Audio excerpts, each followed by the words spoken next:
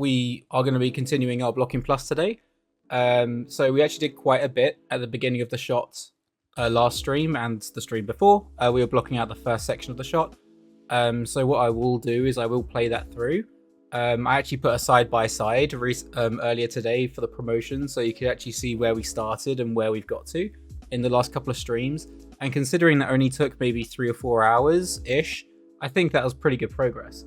So I think we'll actually be able to get through this stuff quite quickly. And like I said last stream as well, the more nuanced stuff where there's more in-betweens involved in one pose take a little bit more time. So I reckon we'll actually be able to push through some of the exaggeration and like the body mechanics a little quicker, possibly. We'll see how it goes. It's obviously going to be relative to each action, but I feel like we'll be able to get a pretty good chunk done. So without further ado, I will play the side-by-side so you can see the blocking pass versus the blocking plus. And yeah, you'll be able to see what progress we've made from those two stages. So you'll kind of, hopefully we can expect to see something similar for the next stages as we go through each section of the shot. But yeah, I'll play this through and then we can begin to start blocking some stuff out.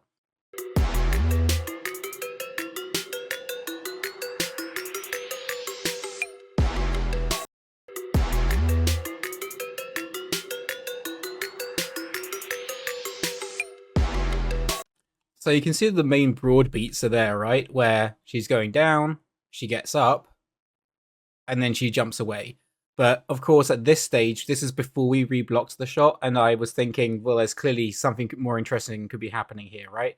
So that's when we changed the sniper to be part of her arm, and then her actual arm comes out. And it was always my intention from the beginning to have a little bit more of like a cybernetic arm. So we've gone through and added that as well.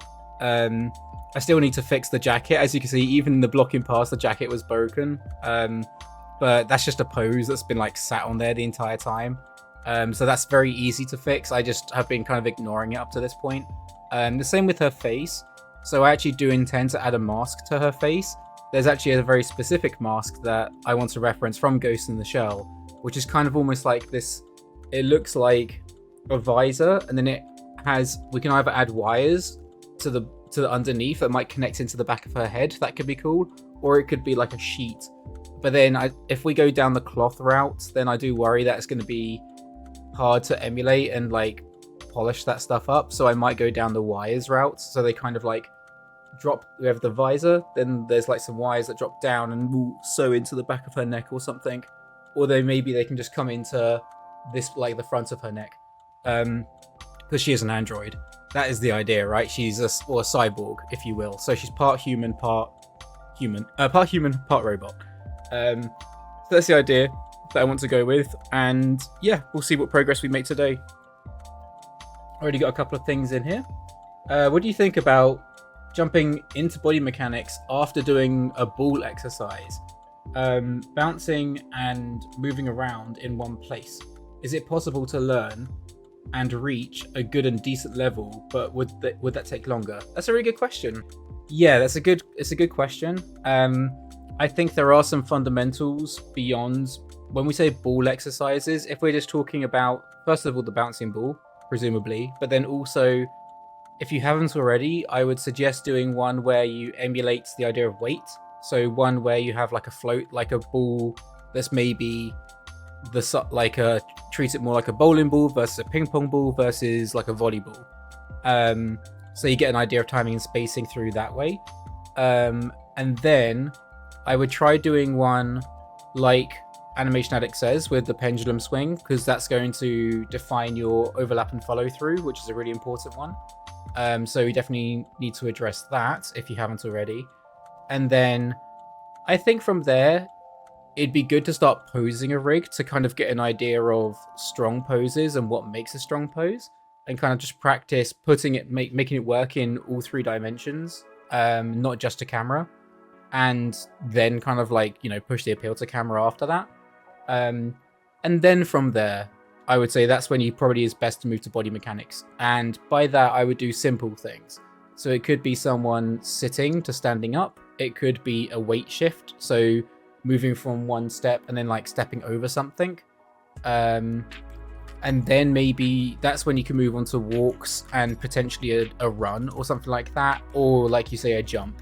But I think walking is notoriously difficult to do, so that's the reason we learn it early, because it involves so many fundamentals that you learn in your principles. You're learning your balance, you're learning your weight, you're learning your timing and spacing, you're learning your overlap and follow through, you're learning your anatomy. So there's so many different like nuances that are involved in a walk, and even now I would say that there are some professionals that still struggle to get to a compelling walk without assistance, and it's very easy to forget those things as well. So it's not to penalize anyone, even of course I still get criticisms on walks as well, but the more we practice them, the better. But that's why it's extra important when you're learning and starting out that you do walks first before you move into even more technical body mechanics.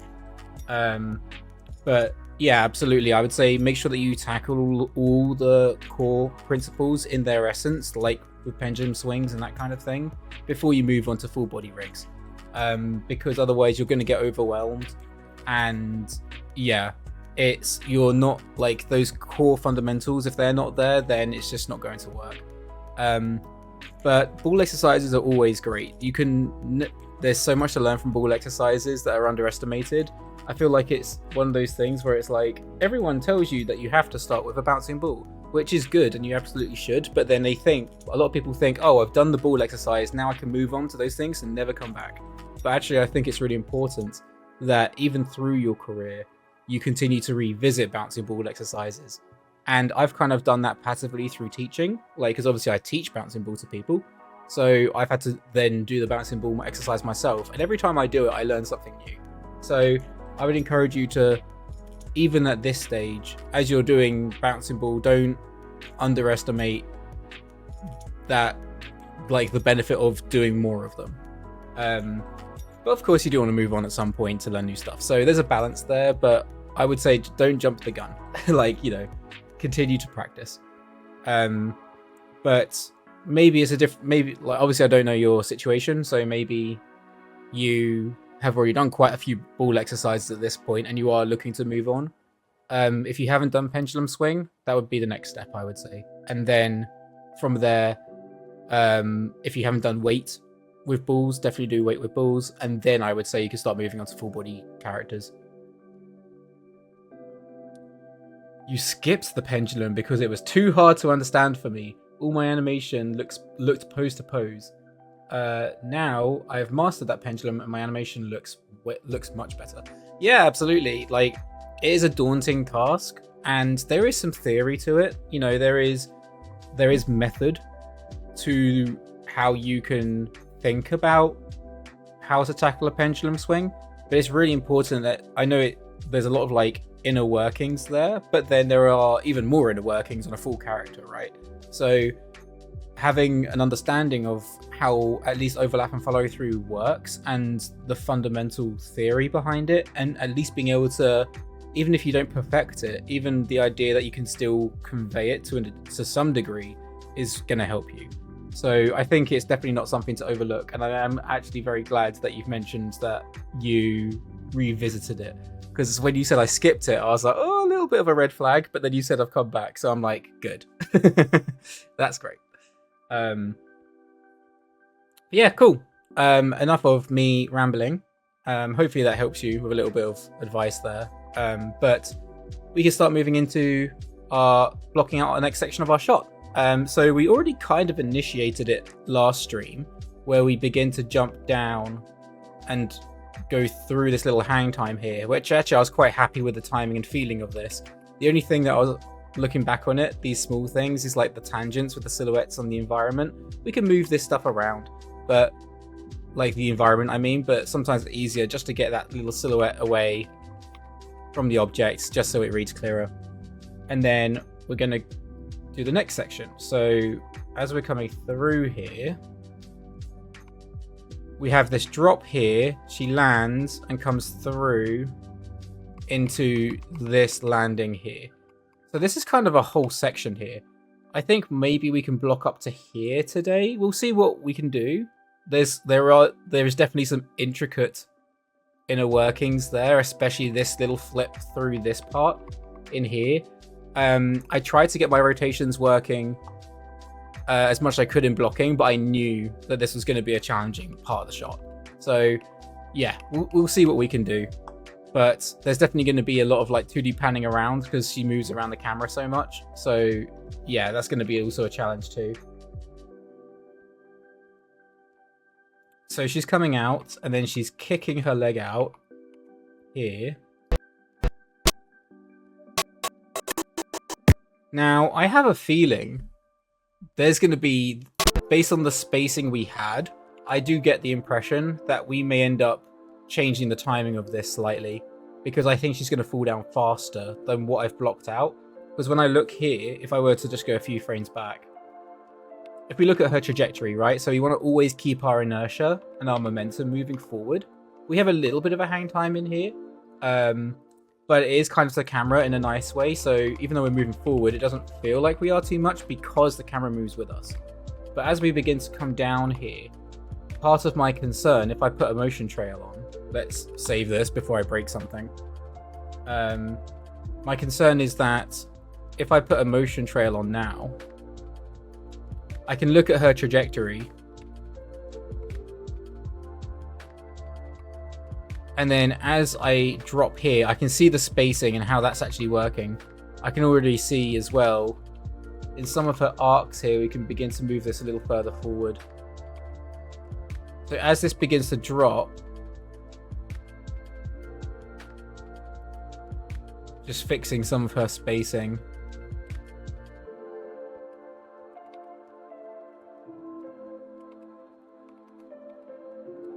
As we're coming through this part here, I can already see that I'm probably only going to need one key, like maybe one key, to hit from here to here, right?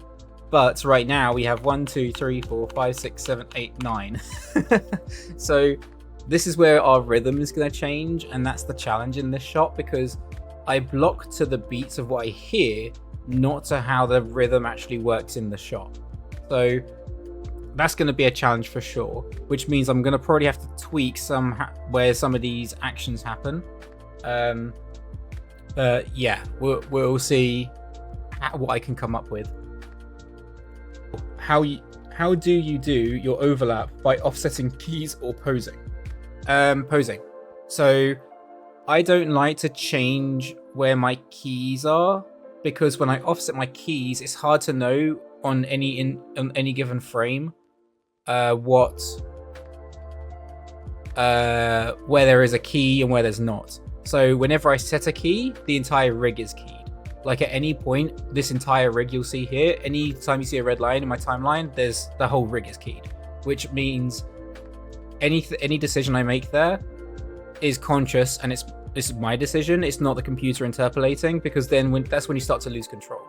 Some people kind of like working in that chaos, but personally I find I struggle with it. So I like to just lock everything down. So if I need to add more overlap, I do it within the keys that I've already made. And if I need to add more keys, I will. But whenever I do add those keys, the entire rig is keyed still. That's my workflow. So yeah, you'll see a bit of that today, no doubt, as well. But we did a bit of that yesterday as well. So when the stream does come up, you'll see that when I'm adding a little bit of overlap to her forearm and that kind of thing, it's all within the keys. I'm not changing where the keys are in the timeline. So as we're coming through here, yeah, this is definitely going to lead more.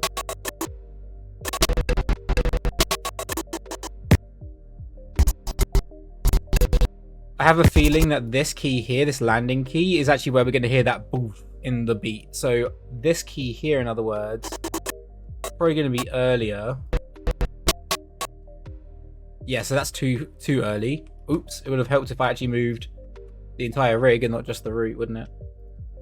So let's move this back. So maybe we can have one more in between and tweak the spacing. And then here is probably where we're going to land.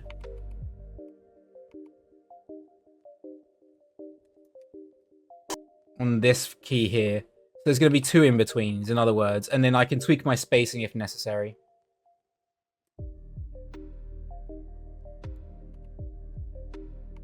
So in here, I will create the in-between. Now, we could use spline. If I were to hit spline, just through this section, we can see if it's actually going to help us, just to interpolate between these. So it's just these keys here. If I hit spline, I can use it as a base, because I've already figured out most of the spacing. So I'm going to set a key there. And then I have this key here. So this will help me like just get the interpolation and the spacing to make it feel progressive, and then I can tweak my spacing if necessary. So as that's coming through, it's actually looking okay, like in terms of the overall inertia when I'm looking at her spacing. It gets a little bit even, but then it kind of does that in the anime style I'm referencing. And it is easing out. The only thing that I might need to tweak in here is this key so that it stays a little bit further back and higher, so that we feel the weight drop down here. And now I can begin to tweak the posing. So this leg in here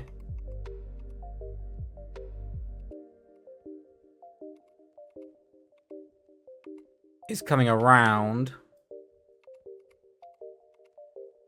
Now I do want to keep it quite tight on our spacing. And then with this leg, I could have it lead later so that we feel, so it's a little bit further up for longer. And then I can tweak the knee. Just preserve that clarity as much as I can.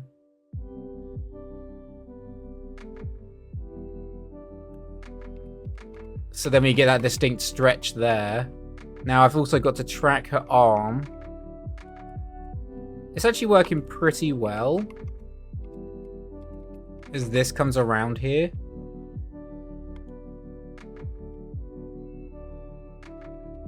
So that's holding into this position. I can get a little bit of drag as this comes around.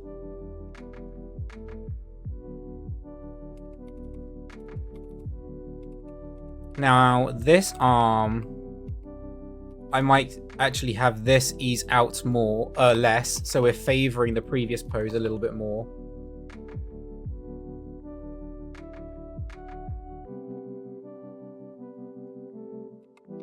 Like this, so we're holding and seeing the beat of the leg and the arm come around more. I think at this point I can turn off the motion trail because it's getting distracting. So you said, me too, but some people recommend I try offsetting as it's easier to think about overlap that way. Yes and no. The way I think about overlap and follow through, right, is if we have an arm, obviously when it's completely straight, it's like this. So if I'm driving with my upper arm, as soon as this slows down is when it's going to follow through, right?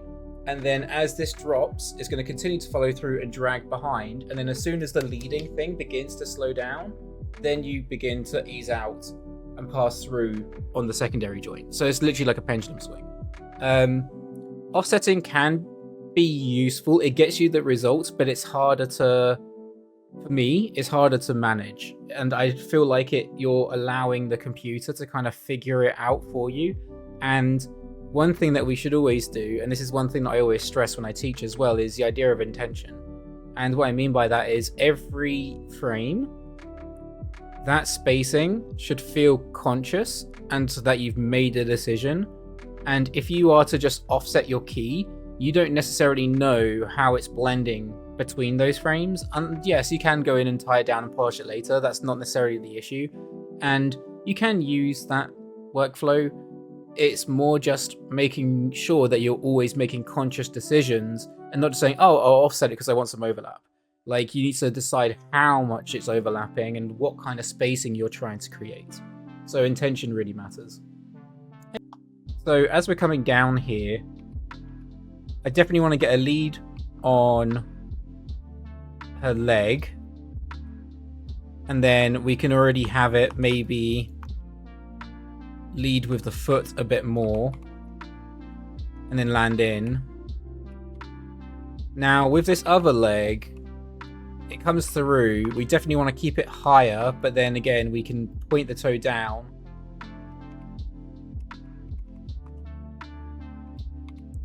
And I'll probably end up going onto ones through some of this section just to get, again, the read and the clarity on the leg making contact before the body comes through. Now, as this comes around here, this arm definitely needs some fixing. There's some gimbaling happening. But again, it's easy to fix gimbal to an extent when you're in steps because we're not moving into spline. Like already, that was working better.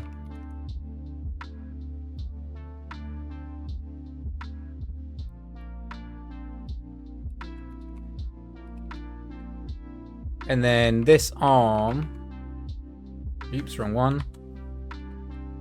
This arm's going to come around more. Want to bring the shoulders up. Something like this.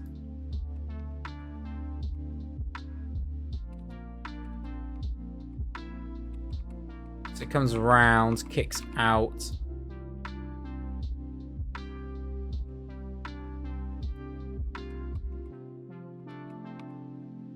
It might overextend backwards and then arc forwards. Yeah, it needs to arc forwards. So that's actually, that works in my favor. Now in here, this is where I want to add the one, because right now we don't really have the clarity of that right leg landing before the weight comes through. We do a little bit, but I think just because of the contrast, it might be worth adding the in-between.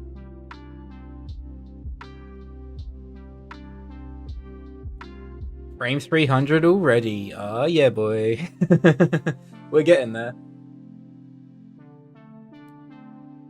Yeah, I mean, because it was very, like, we were focusing, the beginning was basically 3 poses and we were working within them. So even though there's more nuance, once you're in the pose, you're just kind of like tweaking to add the little textures. With this, I do actually wonder if it'll go faster or slower. That's the thing I'm still, like, completely unsure about, but we'll figure it out. If anyone has asked me in the past with my workflow and they're like, oh, what part do you think goes faster, like in my workflow? Is it the blocking or is it the blocking plus? I think it probably is blocking plus. But then it really depends on the shot as well. So I'm going to keep her spine straight through here.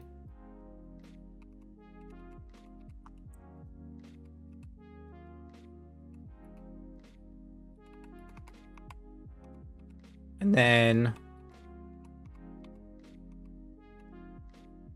a spine here. Oops. That's not what I wanted. Undo, undo. There we go. We can stretch out her spine a little bit more still in here, I think. I don't want to add too much squash and stretch. This is something that I'm trying to be very conscious of. Because I want to keep it grounded.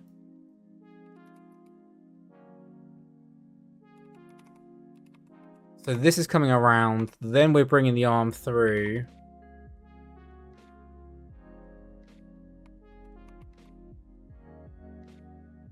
So actually I think we need to delay the arms. There you go, like that. Coming through here. And then this arm will probably lead around here. This needs to be tighter, so I think at this point it can already be coming through.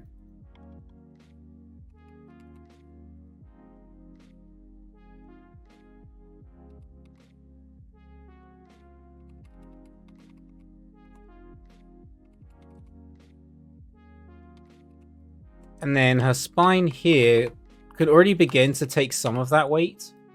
I'm going to slightly lean her forward.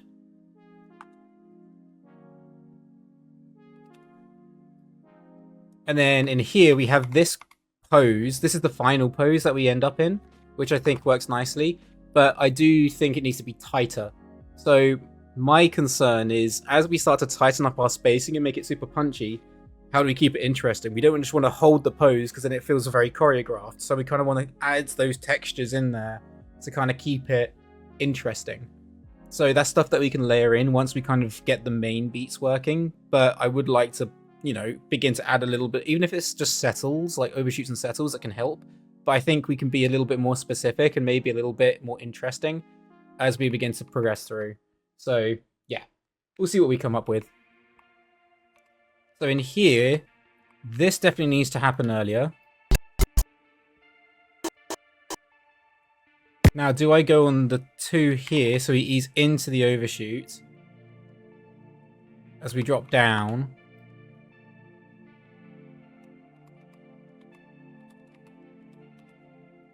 Now, I do actually wonder if we want to continue to offset that left arm more. So here, this could be the key where it's dragging behind.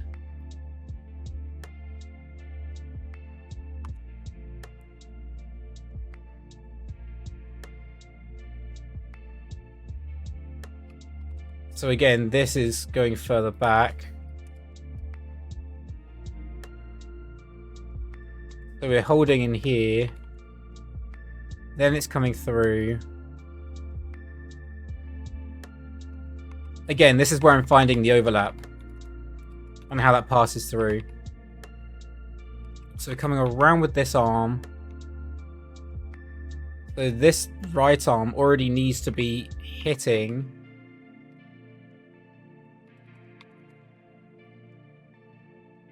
Now, is that going forwards?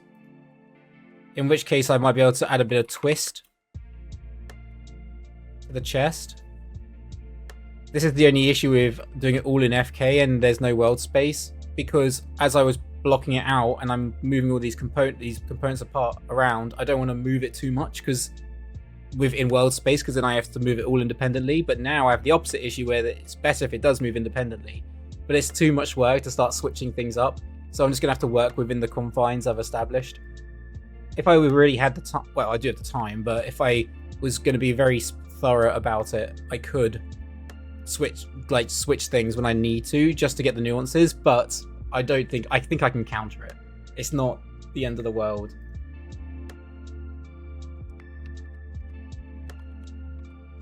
So that's coming through. Then we're hitting this.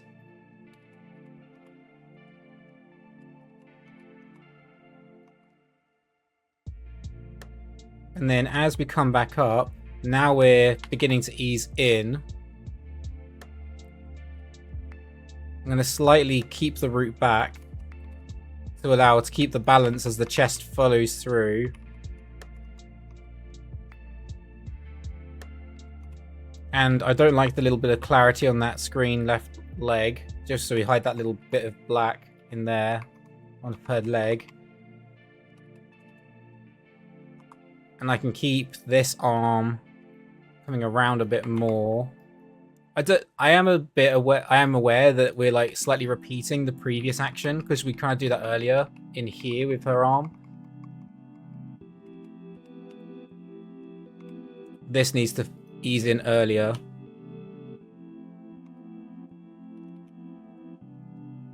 So yeah, I think it's going to be quite tight, the spacing.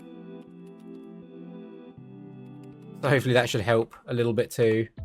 So we're coming down, we're dragging the head, then we're overshooting. When you were looking at the Akira, how much squash and stretch did you see? But there was a lot of squash and stretch on their faces when they were acting, but that's not the direction I want to go with, because Ghost in the Shell, which is also another reference, didn't really use any squash and stretch. It was more grounded in their performances. So a lot of this is mechanics based anyway, but they didn't really use too much squash and stretch. But again, I want to lean into the style of what I'm referring to, like the original material, but I also want to add my own interpretation on it. So if we don't feel the squash and stretch too much, then I might use it, but it should be something you feel rather than you see, which is normally the case anyway, but especially with this style. So I quite like the passing as both arms kind of, it feels like one is pushing down on the other, but then this one the screen right arm settles earlier, whereas the screen left will continue to follow through. So I actually do quite like that we have that action in there. I might slightly delay it behind, just so we get a little bit more time to follow it through. But I actually do quite like that action. And then we'll continue to ease in. So I'm just adding in-betweens now, just to continue to ease in. And I'm kind of doing this straight ahead. It's pose to pose, but we're just going 2 frames later, ease in, 2 frames later, ease in, and then just adding nuance as we go through. So I'm going to slightly overshoot this arm as well. And then I don't want to lose clarity on her screen right arm, so I'm going to try and pass that through a little faster, a little tighter.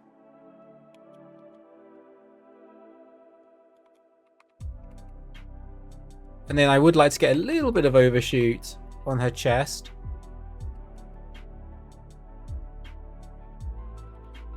And then as we begin to ease in again, we can overshoot up.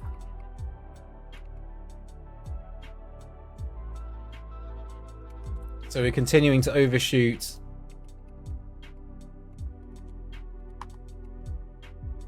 the screen left upper arm, and then it's beginning to follow through there. Screen right arm definitely is going to be tighter. So we want to favor that clarity and that silhouette at all times, basically from this point to keep it aligned. And then we can get a little bit of overshoot still on the chest as the root begins to lean back, so we get a little bit of that lead and follow. It's going to be subtle, but you might feel it as we begin to play it back. And then we continue to ease in. We're overshooting up still as we create that arc. This remains behind slightly. And then we get a little bit of follow through. I might slightly drag this hand for longer. And then that's when it can begin to follow through and splay out. So we get a little bit of that nice follow through.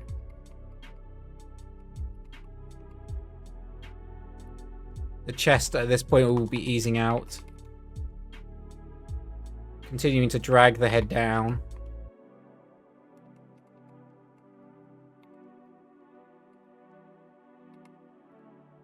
And then now we're easing in again. Now I can check my translation Y in the graph editor, just so that, obviously I'm doing this just by hand right now, but I do want to eventually settle and have a bit more control. But right now my spacing is actually looking pretty good. Like, I'm quite happy with just by the way I've done it by hand. Looking at the curve is feeling how I intend it to. So that's not too bad. But I do want to get these little bits of follow through still on the hand and dragging the chest.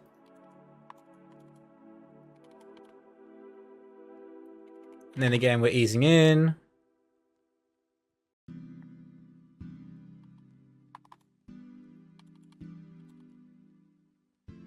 And then this is where the hand will again overshoot.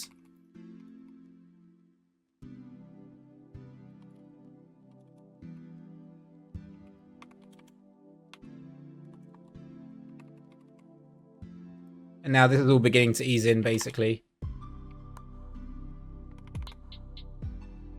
And then we have one more in between to settle.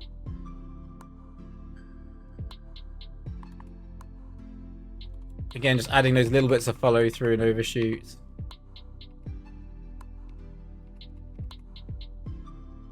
And then that's when she's going to push away again. So I do want to see how that feels.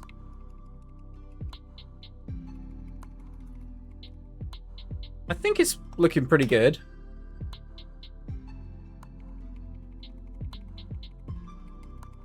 The only issue is now the camera. So again, I don't even know if the timing works yet. That's one thing. We don't know if the timing is working, and if the timing does work, we can fix the camera. If the timing isn't working, then maybe the camera's okay. So we've got to test those things.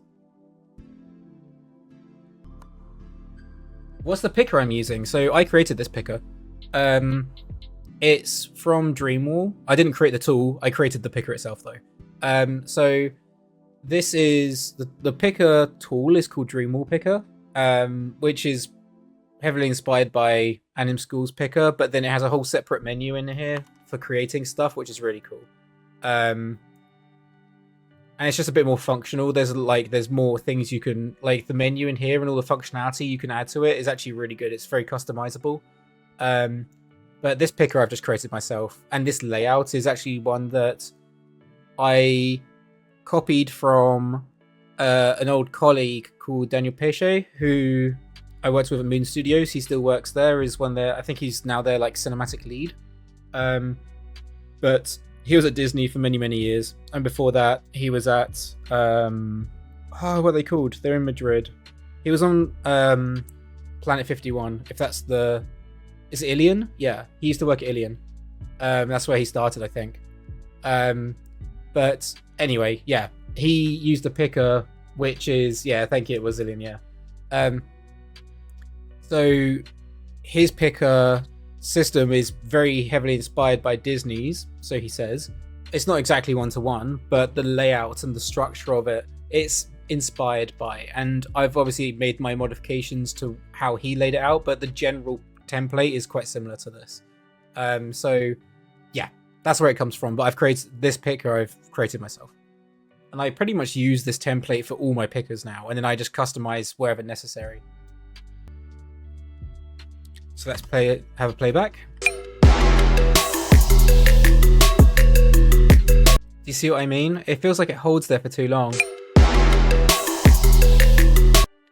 There is something that I know I was thinking about doing. As to how I execute it, I'm a little unsure. But I have this thing where I want to have an action, I want to have a what's the word?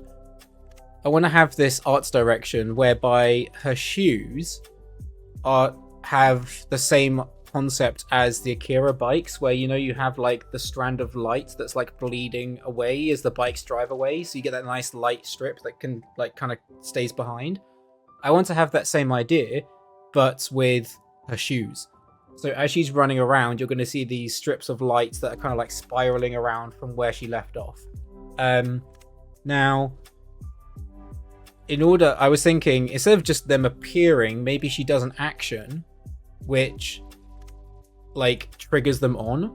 And I was thinking, where do I want to trigger them on? So I was thinking initially, I was like, do I have them turn on when she's just standing here and then they initiate? Or do I do it later? And because we want to focus so much of our attention on what the mechanical arm is doing, I was worried that it would be too distracting to then have you change to looking at her feet. So this might actually be a good beat in here, where as she lands, maybe she does something with her feet where she maybe like clonks them in. I was almost thinking something similar to like Wizard of Oz Dorothy, right? Where she taps her shoes. I was initially thinking maybe she does something like that, where she goes like, or whatever, and then like the lights turn on and then it like goes, and then the lights bleeding. So that was an idea. But maybe this is a moment where we could implement that, right? Where she goes down and then goes jigging. Like there's like a beat in there that we could maybe play with. There may even be a sound cue, like in the music where it works. There's that bum bum bum bum. So I guess we have that to work with. Dun dun dun dun. Dun dun dun dun. So, yeah, that's something to think about. But like I say, I think the timing of her landing is working. So the next thing we need to do is fix the camera just to tighten the spacing a little bit. And then we can experiment with what she does within that beat with her feet to maybe trigger on the shoes. I look at this section. If at any point, guys, you would like to see the graph editor larger so that you can actually see what I'm doing a bit more, then let me know. Because I know right now it's just like a very small thing in the top left corner. But we're not using it that actively. It's more just to tweak timing here and there and check a curve. But yeah, just in case you guys would like to see it a bit more. So in here, as we're beginning to drop, it definitely feels like this needs to be faster. I don't mind that it leads a little bit, but right now she's beginning to fall quite a bit, like down here. So I might just tighten some of this spacing a little bit. Just so we follow her a little bit more. It doesn't need to be loads.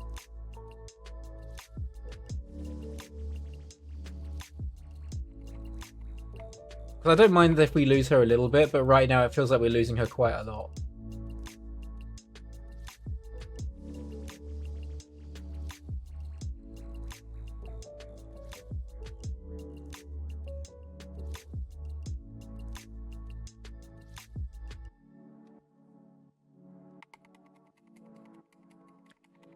And then if necessary, I can still track the rotations a little bit more. So in here, maybe they can dip down a bit further, you know, like this. Just so we track her a little bit more. But then we are kind of tangenting with her foot and the floor there, so that might be a little bit awkward. So maybe we can just drop it down a little bit more here. It's a fine balance for sure. So this needs to remain higher.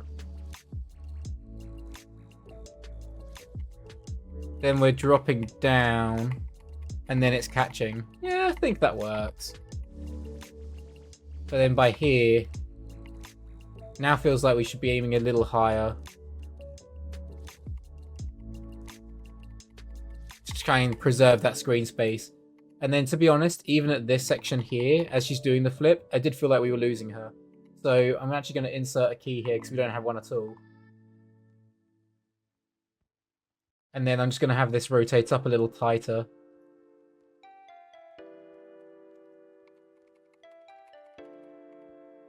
Just so we actually catch a bit more of her body before she then drops down. Yeah, that already feels better. By here, I think we also need another key. And then this, we can ease down a bit more. So she hits here. I think at this point, this can already begin to drop back down.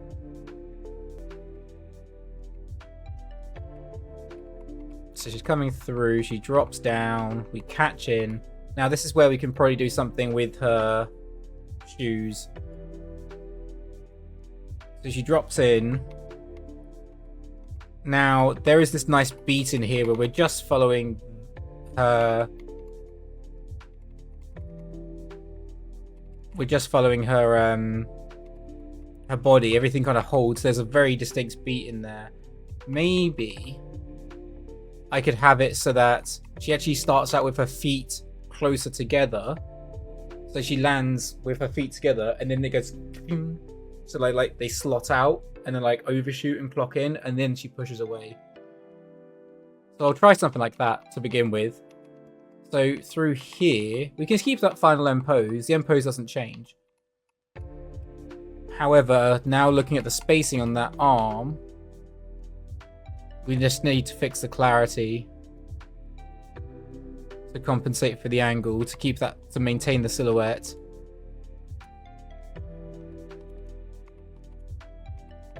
So I'm just using Tween Machine to fix those angles.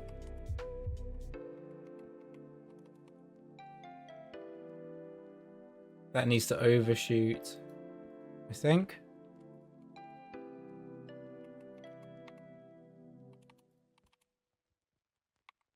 There you go.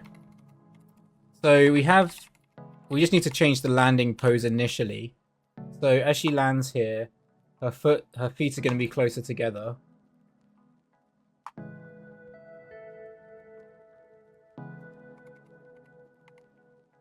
Like this. And then I just need to find a nice pose for them both.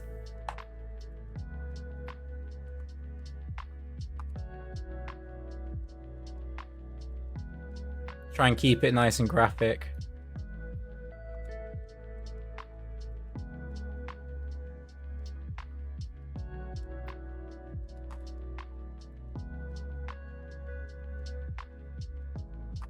Something about her thigh shape there feels a bit off.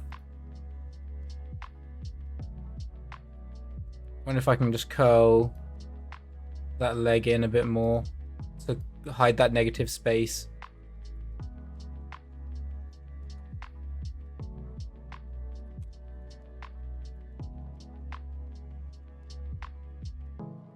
Something like this. I might bring this knee up a little higher. Again, just going to cheat the length just to keep the clarity, keep it graphic. So we're landing in this position, which doesn't necessarily make sense right now.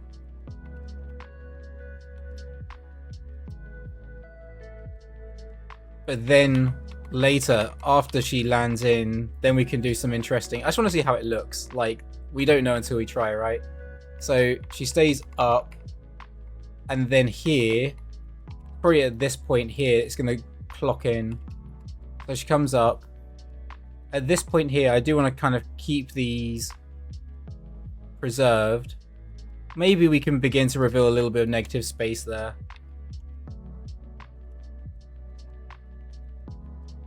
And then I just need to make sure I compensate her balance a little bit.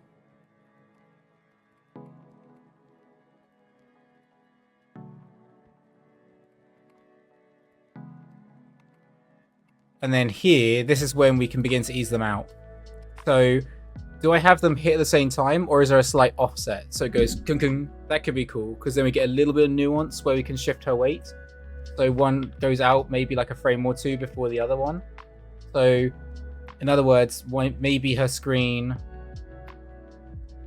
left foot would probably go first, I reckon.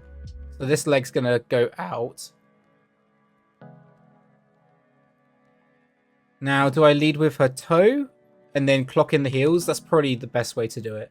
So she's gonna go off the back like this. This one remains where it is.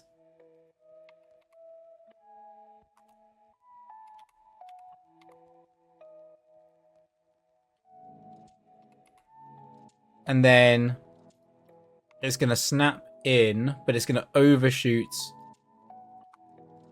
in the back. Dip out. So it's going to hit quickly and then slot back in. And then we'll do the same on the other foot. So now, as that one eases out here, this foot's now going to ease out this direction.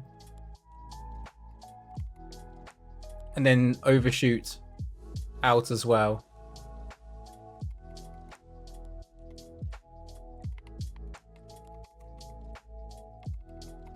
I don't know how it's going to look.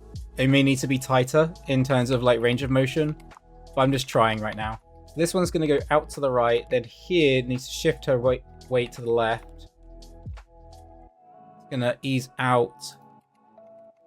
And then... Oh, I'm using the wrong axis. Oh no, I'm using the right axis. Strange. So now we're easing in.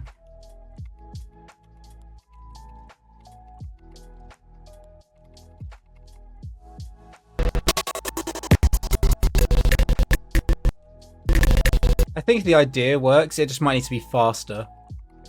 Keep it really punchy. So this might be on ones, for instance. So she comes out here. Then this key here, let's put that on the 1. That on the 1. Then this can go back on the 2. And then we'll do the same for the other one. So this one comes out. Then as we're shifting to the left, the other one can come out. So let's delay this by 2 frames.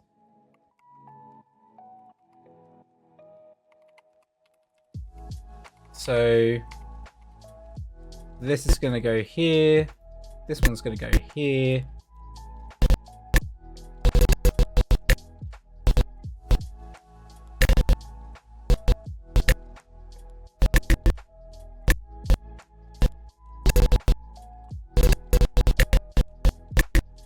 Something like that.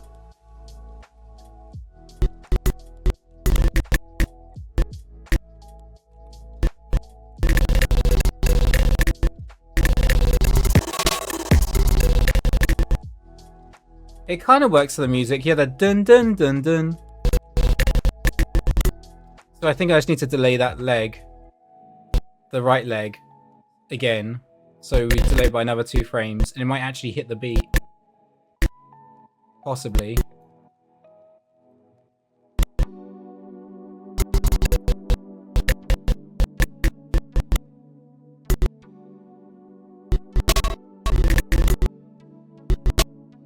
And then this accent here, I can delay it so that we push off there.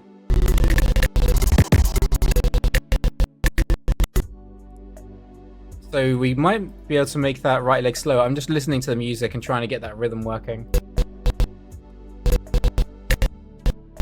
So that still needs to be a bit later.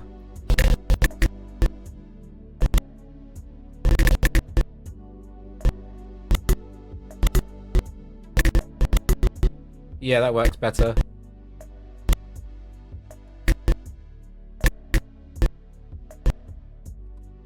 So then we can overshoot slightly there. Which is going to change the timing of her weight. So she shifts a little bit to the right here. I don't want to go too far. And then she's going to shift to the left. I can check the graph editor for this part. Here. So she's going over to... Oh, that's her forwards. Let's go to translation Z. Here we go. So it should be this stuff, yeah. So she slightly goes to her right. Then she's shifting over to the left. We hold on the left.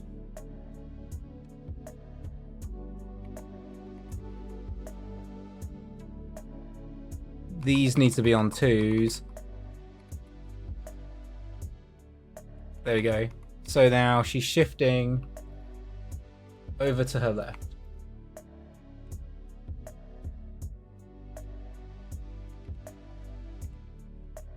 So she shifts there. And then that's when she's going to ease out to the right again before she pushes off. Now the only tricky part in here is some of the clarity on her arm again, right? So we need to maybe tweak some of the timing of that. Or I just need to change the posing on her knee, but I'd rather not. If I did put it out here... Oops, wrong one. It doesn't not work. Maybe it can still work with that knee outwards, even though the feet are together. So like it kind of hits and follows out.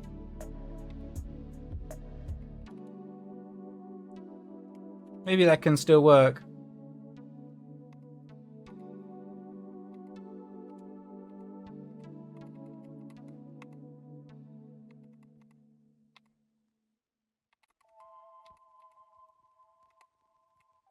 And then she pushes away.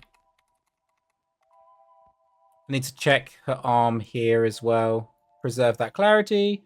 I know I keep repeating myself, but that is the process.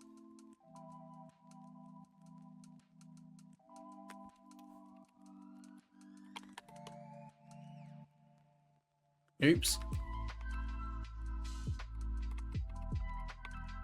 So that needs to be here.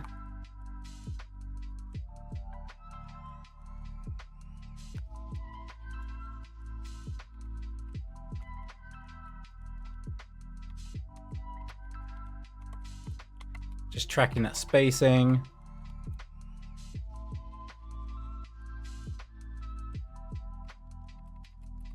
Right. So we have the camera and we have the feet.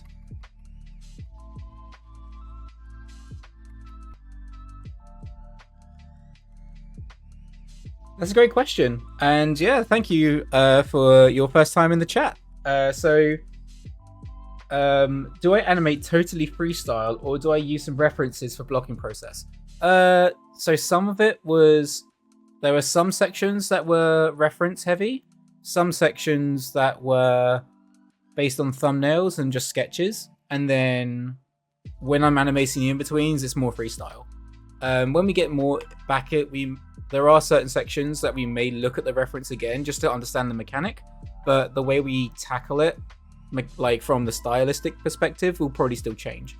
But I would say, in terms of the whole shot, I would say probably 70-80% of it is quote-unquote freestyle. So in other words, without reference. There are certain sections where I'm like, oh, this is a fun mechanic. Like when she's going across the wires, that stuff is all based on reference. And And then also actually this flip that we're about to animate in a moment, that's also based on some reference, just so I could understand how the body rotates. But then after that, it goes back into freestyle. So yeah, it's a combination basically. Oh yeah, that's cool. Dun dun dun dun on the feet, and then they zoop zoop choo.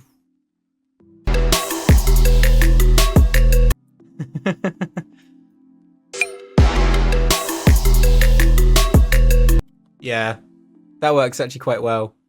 What I will end up doing, I could add some kind of indication of lights turning on here. I don't know if I should do that right now. Or it might help me kind of like track the path later. Like just have a temporary, the lights turning on. Just so actually we read the lights actually, like the reason why they're doing that for more context. Yeah, it does work, doesn't it? I'm so glad you think so too. This is actually a really cool process. This is the first time, and this is the reason I did the shot to begin with. This is the first time I've let the audio, in this case music, which is even more experimental, I suppose, let the music indicate how the actions work. And that's why I picked funk, because funk has lots of like layers to it where they add these like little intricacies and rhythms.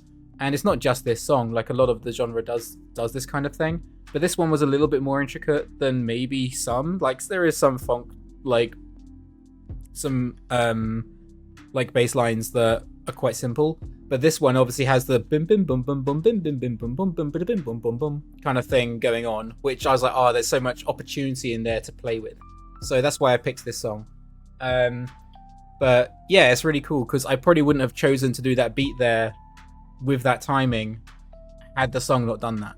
So it's really interesting to see how it works. You're kind of going based on the rhythm and the feel of it more than like calculated timing, if that makes sense. Like the timing is completely indicative of the music. So I'm not really controlling where the timing happens. I'm letting the music decide, then I make the spacing of the poses work to it. So it's quite a fun process. But yeah, I'm gonna quickly just turn on, like, I'm gonna create some simple sphere, like discs that will like just be bright. I don't even know what color I want to pick for them yet. That's the other thing. Whether I go purple to kind of match her shoes, because like that's a nice combination. I already have like hints of purple in her color, in her like color theory, so that might also kind of complement her jacket. So I can make that a more vibrant purple than her shoes, so it's very clear. What I can do is I'll create 2 discs. Let's save this before we go any further and I break something again. So we have 2 discs. We're going to rotate them 90 degrees. I can turn on 2-sided facing just so we have that. Then I'll create a shader. We will make it a surface shader so that it doesn't have any shading to it. It's just a flat color. And then we can use that like bright purpley pink. I'll slightly change the hue to be a little bit more purple. And then we can... I'm wondering if I do add any kind of gradient. I don't think it really matters. It's literally placeholder. But I'm going to duplicate this. Well, let's group it first. And then so that we can constrain and I can animate the turning on and off. And then we can duplicate that. So let's call this foot disk R and foot disk L.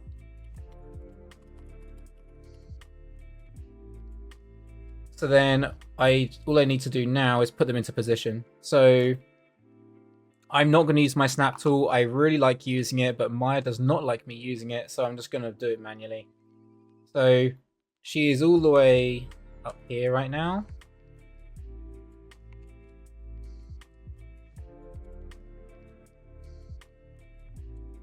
It's really tedious without using snap, but I'm not risking it, guys. I don't want Maya to crash. Here we go. So this was put disk right. So I'm going to put this here. Let's align it to her foot.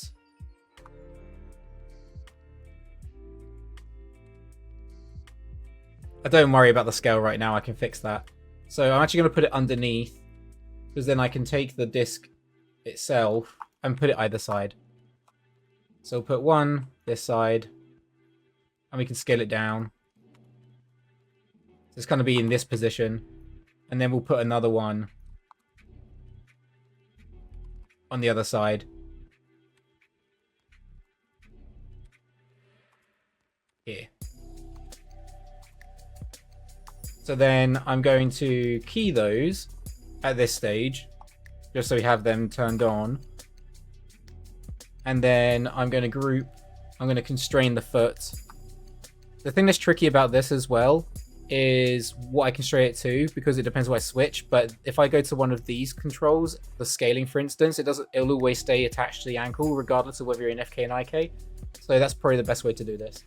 So I'm going to constrain it to the scale setting, and then I can just animate the discs turning on and off, and it should stay attached. So it didn't attach. Oh no, why did you not stay attached? It is constrained. Okay, so that scale is not the right thing to attach to. Oh, it would help if I was on the right flipping control. That's what it was. Let's try that again, shall we? Right. There we go. So at this point here, they're going to be turned off. So let's just turn our visibility off. Then here, this key here, they're going to turn on. And we could probably have them start smaller. And then they're going to hit overshoot on. And then they're going to scale back in. Like that. And then we'll do the same to the left leg. So left foot is down here.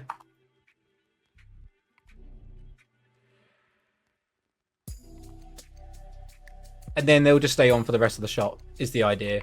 And then I will control within Blender how the light fades, so where it fades so that we don't see it anymore, or whether it continues to stay on for longer and we see the light strands kind of in the distance. I can control that stuff later.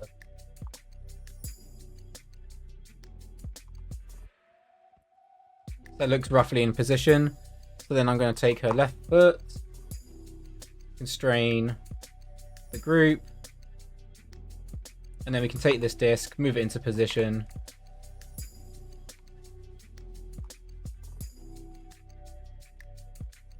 Duplicate that. Put it on the other side. And then key that on. So now I need to find where that timing happens. So at this point it's turned off. Then here it's going to remain off. Here it turns on. So it will start out here. It's going to start smaller. Next key, it's going to be bigger. It's going to slightly overshoot. And then it's going to settle back in. So now we have our lights turned on.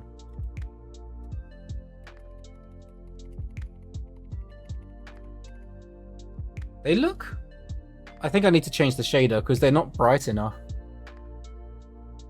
For some reason... There we go. Does that make a difference? No. Maybe I change it from a surface shader to a Lambert and then I just turn on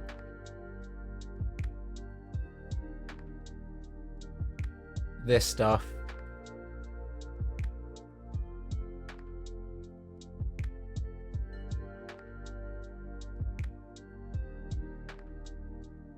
Does that help? Helps a bit more. It's a bit brighter now.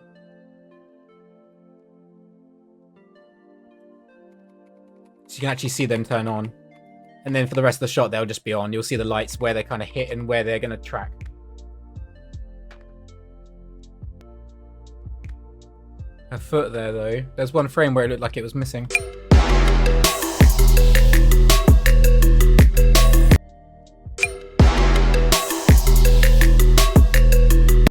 Yeah, that's working though. Okay, now we can carry on. So now we're doing the flip. So right now, we don't really have a lead in here, so I would like to put this on ones as well. So we're going to have it ease out. And I want to lead. You can already see that she's pushing with her fist. So I would like to have that lead through first. So it's her right arm that's going to punch in.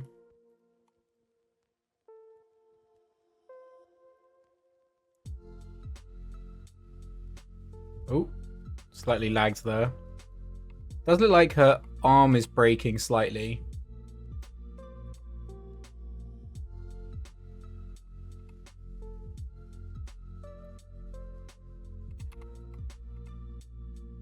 Now, I could have her spine already start to arch a little bit to the left.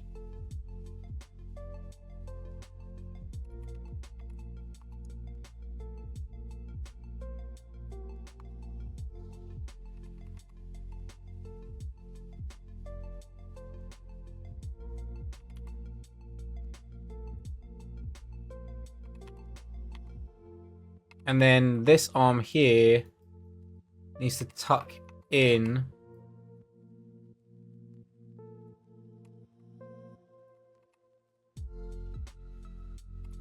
like that to come in, so we're simplifying that arm position. And then I'm actually going to have her right foot already twist. Cheers for the follow. I appreciate it. That foot's going to stay down, then it pushes up there, so we get the nice twist on the body.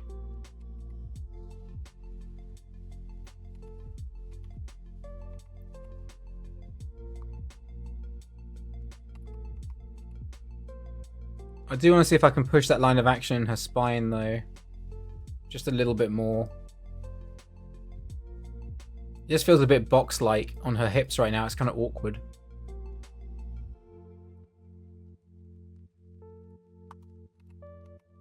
I think it's to do with her knee.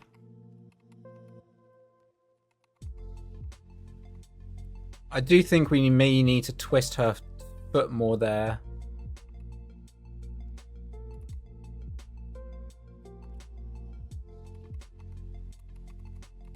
That works a bit better. So we're coming through with the fist.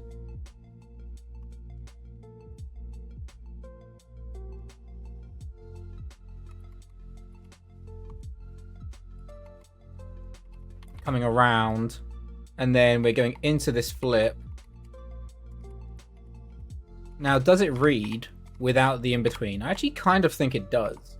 I'm going to see how it feels if I keep that key here on the 2, but then this twist here definitely with the legs needs to be on a 1. So this in-between, I'm going to come through. So this is where we can get into gimbal territory. And this is where I can put on my reference. You might actually see the reference. I don't know if it's timed correctly anymore. Oh, there we go. It looks pretty good.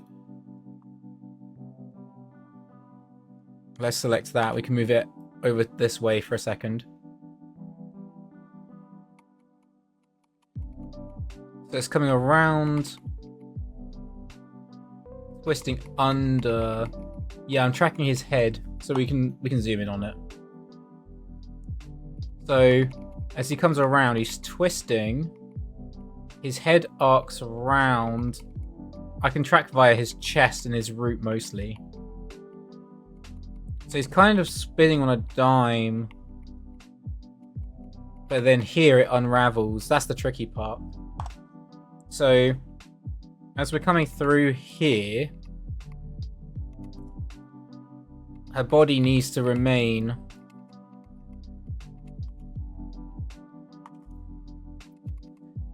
yeah, something like this. So we're twisting more on a dime, and then her head can begin to lead through.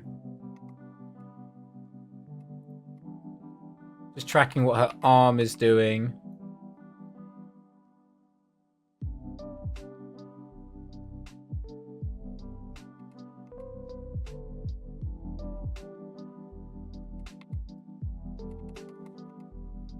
Something like that. Keeping this arm tucked into the body more. Then it's mostly tracking the legs.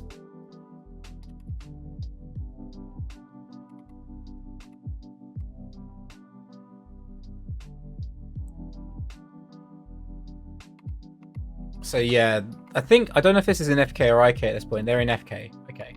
So that one, this is where it gets really complicated. So we're coming around. I think I need to tuck in the knees quite tight here.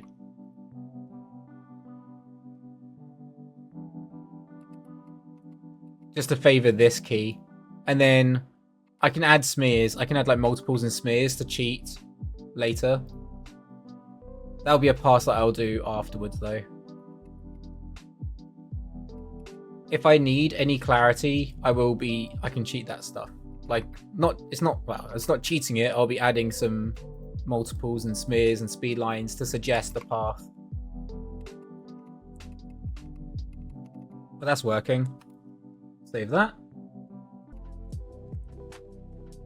So we're coming around here. Then we're beginning to unfold.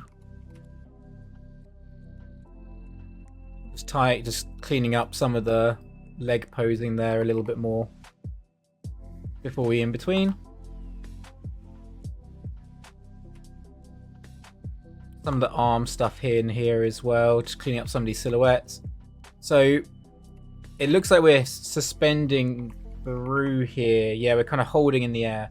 So I'm actually going to ease out of this rather than continue to in between 100%. And then I've got to find the angle. Because there's probably definitely some gimbling going on. But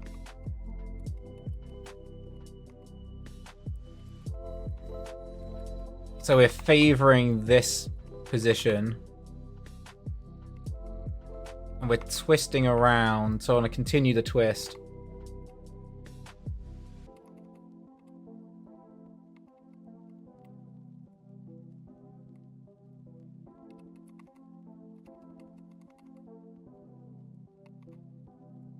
And then see what the arms are doing. So we're coming through.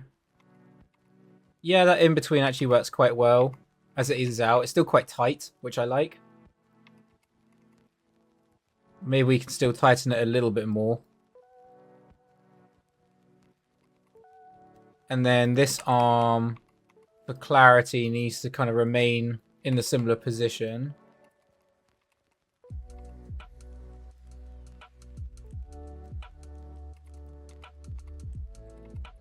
And then it's the legs we need to fix. Because they're doing some crazy stuff right now. So it was her screen right leg is the one that's beginning to ease out.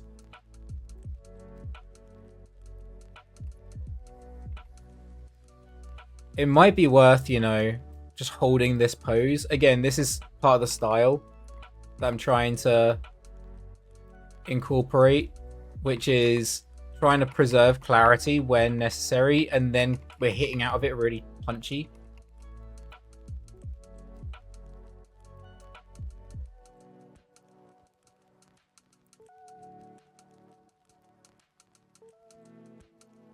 Just trying to find the rhythm in the posing.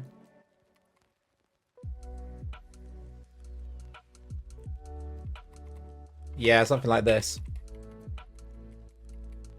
And then it's coming back out. So this is on 2s right now, from here to here. I think it could work. As we come down, this is going to be on 2s. I'll play it on 2s, see how it feels. Maybe we actually end up maybe we don't put it on 2s. Maybe it's on more on 1s again. It really just depends on the level of complexity and how it reads.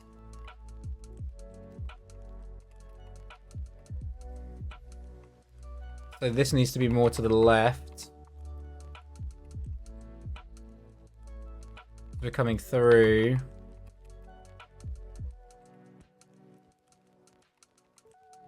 dragging behind.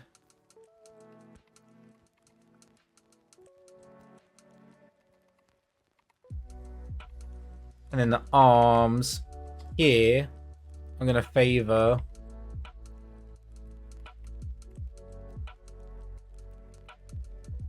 maybe drag the wrist a little bit in here. The arm's already arcing around. Now I can again favor clarity and posing to hit the extremes earlier, so we're keeping our spacing really tight. And then I can add, again, speed lines, multiples, when necessary later. So we're coming through, and then we're actually, that leg is passing in. So I want to keep that quite tight as well. So I'm tucking that foot in here. Let's have this leg lead down already.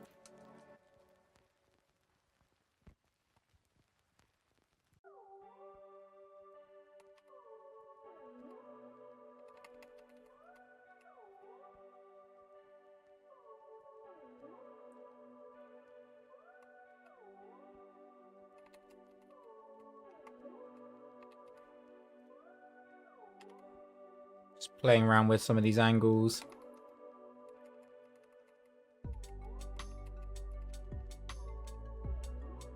We'll see how it feels. Again, like this is kind of like going back to one of the questions that we had earlier about whether I do this freestyle or reference, like how much of it is planned.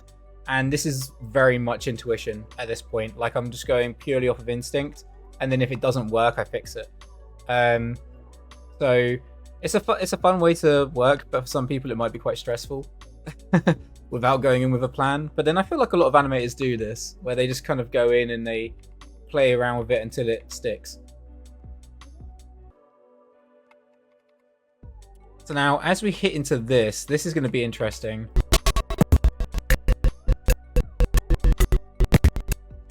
So as we come through here, we're landing and twisting. Now this part I always thought was going to be challenging. I'm definitely going to need to use a bit of, like, this is definitely cheated. This is one of the more exaggerated breakdowns of the piece. So I'm definitely going to be playing around with this a bit. But I want to fix up some of this design language, just to keep it a bit more clean.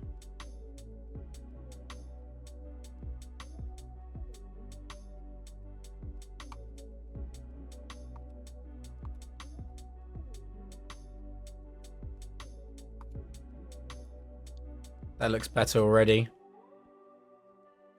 But yeah, this is where you can see I'm starting to break anatomy quite a bit through here. But we have some in-betweens. So we're coming through, we land down. So I'm just going to begin to blend through.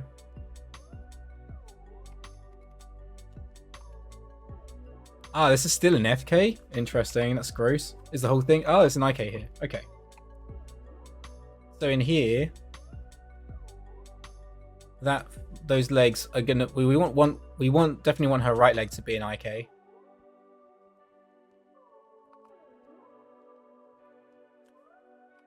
Wrong leg. This one.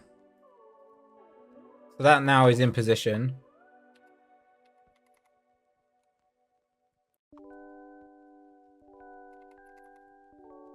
So I'm gonna keep her body in this arc. Now, she does do this twist to the right here, so at some point she is going to need to lead in.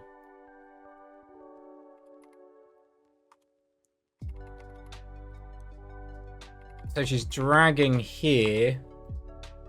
There's going to be a pass over at some point with her head.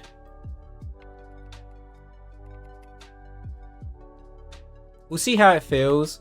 Again, I know you're gonna probably get really bored of me saying that, but it is part of the process. It's just how I think. So the reason I keep saying it as well is because it's me justifying that I don't know if this is gonna work, but we'll try it.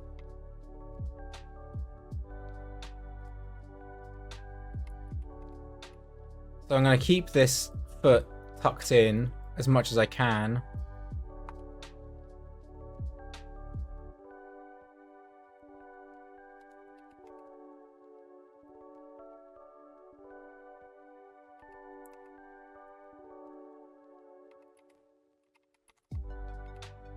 Wonder if I actually keep that toe pointing in so we get that design language flowing in.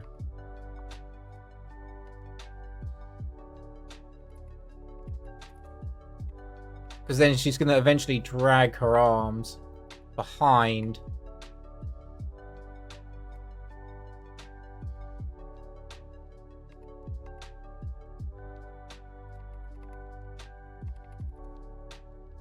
So I want to keep these arms above for now.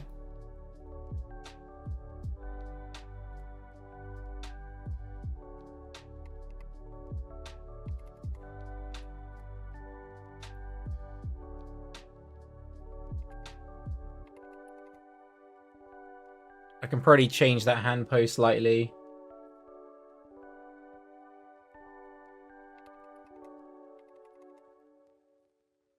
And then she's going to come through. So now we're in between again. So she's going to drop in to the right. So she's going to be a bit closer to the camera still. I need to find where my actual camera view is.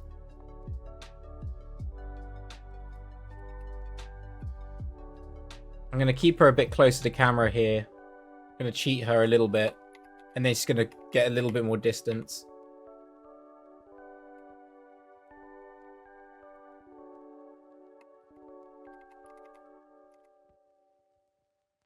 So we might be able to get a bit more of a swipe going on.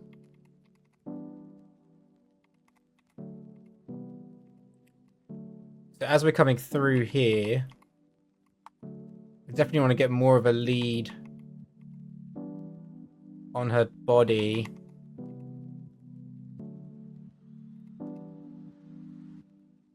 And then this is where we're going to begin to reverse the arms. I don't know, again, I don't know how this is going to play. It might end up being quite broken with her arms. Maybe it'll feel too noodly. It really is just an experimentation.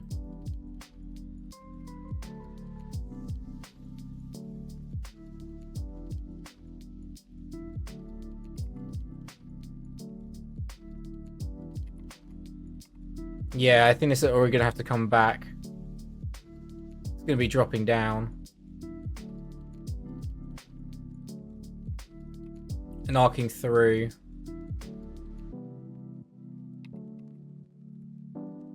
Let's try something like this, because I like the rhythm.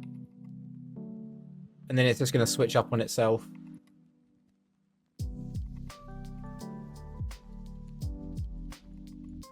So we're preserving those shapes, and then it passes through. Now it's a case of what the other leg does. If that's already landing in its position as well.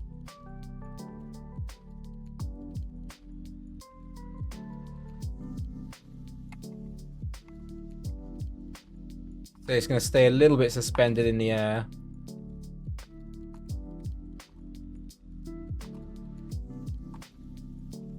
At this angle.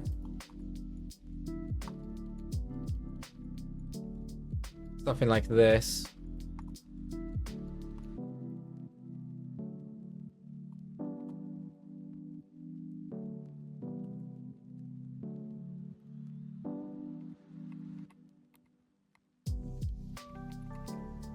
And then it's going to wrap around. So we have one more in between.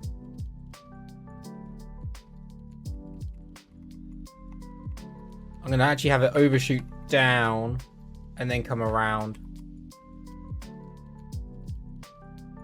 If I can get that to work.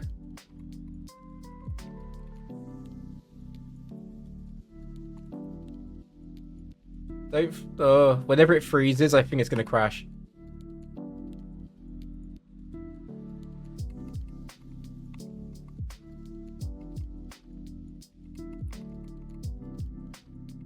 So we're coming round to the left. Here. Then it's going round to the right. Yeah. That works. Then it's a case of switching up the arms.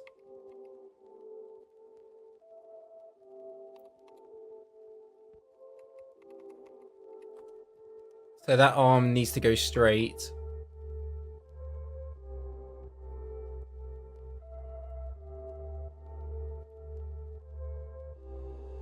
Hand sticks out.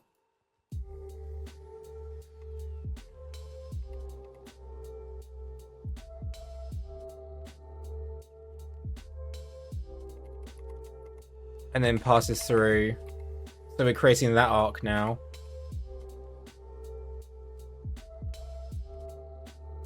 And then this arm, I want to delay it.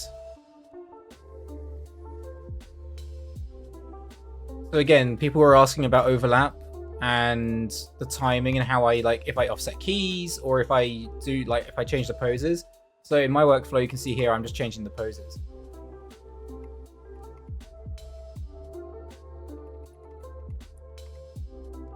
But you can see the spacing is very contrasting. Like there's a lot of change that happens in a very short period of time.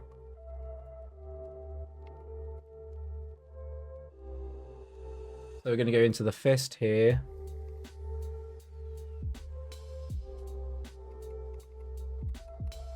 So there's a nice opposing action coming around now. Just need to fix that foot again.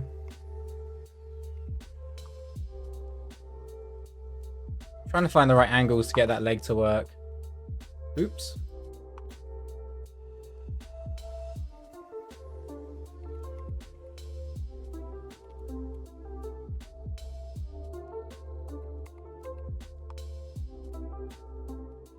Yeah, some dodgy stuff going on with that knee.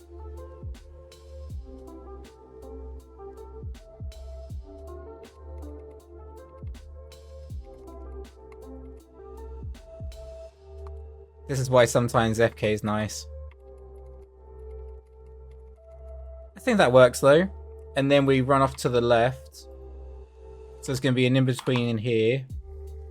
Where we're now running through. And I want to keep her to the right so that we can lead more with her chest. Coming around.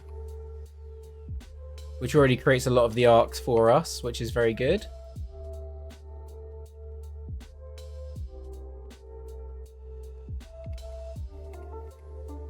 I might tuck this arm in more.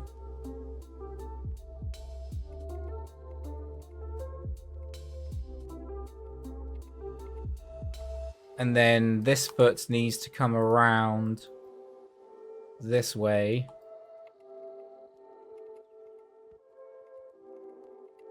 To lead the action.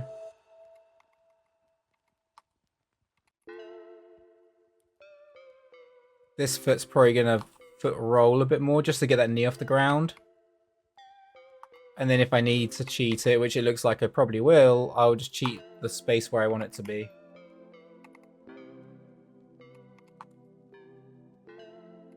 It's quite a cool pose.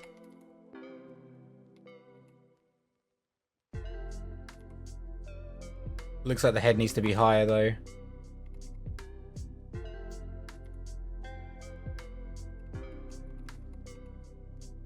And then there's one more in between. Again, I'm just playing to the timing that it gives me, but it might change.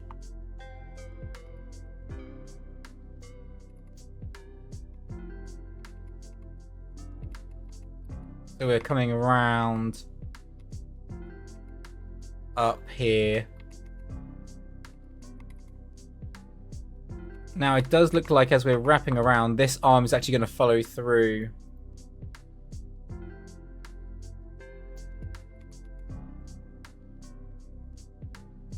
I might actually cheat it so it already comes out the other side.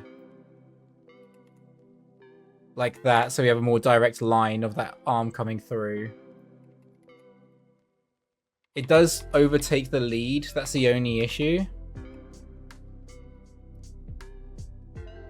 Maybe that's okay. It does change this pose slightly. I can turn off the reference now. But it does mean we get a bit more... I can still get some contrast, right? So I can bring this arm back to where I just posed it. Through here. But then this one we can tuck in so we get that contrast. and you still get that supporting design language. Like this.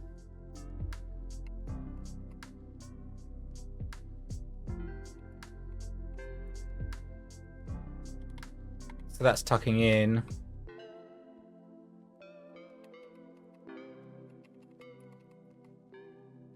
Then that right leg, her left leg needs to snap into position.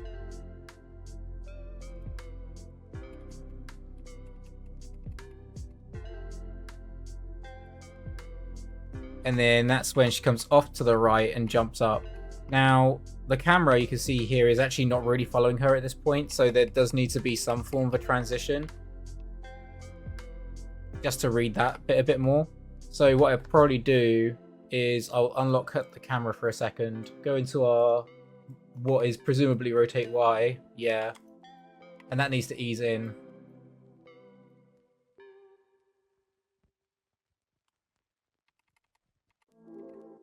So we're coming through, then around here, yeah, so the timing is correct, it just might need to be a bit tighter.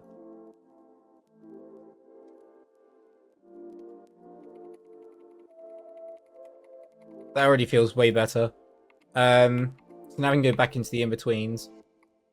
And then we have one in-between in here, which we definitely need to favor her body to the right as we antic up. So we're pushing up here, going into a down. Now this is the question. Here, we're probably going to need to go on ones, I reckon. So her left leg definitely needs to remain where it was. Oops. I always select the wrong leg. No, it was the right... Hold on, that was the right leg. Go back into place. I think there's an FK switch. Don't crash, don't crash. Ooh. Praying to the gods.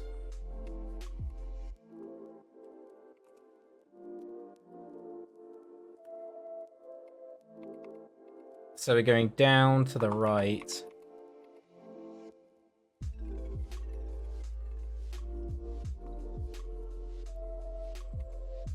I'm gonna have to cheat that leg up again.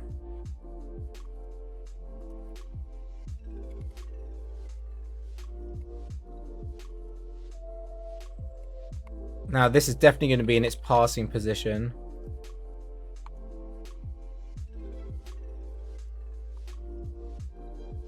But the question is, how much am I favoring the spacing?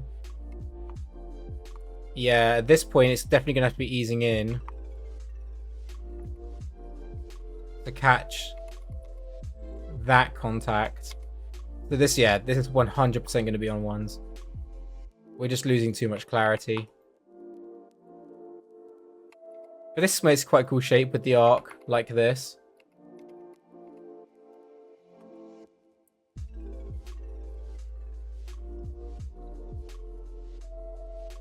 And then I can arch her chest back. See that? Now we're locking in the head space, which is quite nice. We get a little dip in there, so it goes a little bit lower. And then it's coming up. So again, like sometimes you just play around with the rig and you get these really cool shapes. So we're coming through. I want to keep the arm out. Yeah, something like this with the arc.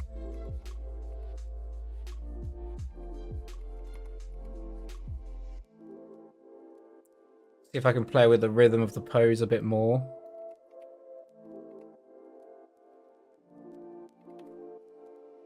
And then I'm going to keep her fist on her right hand.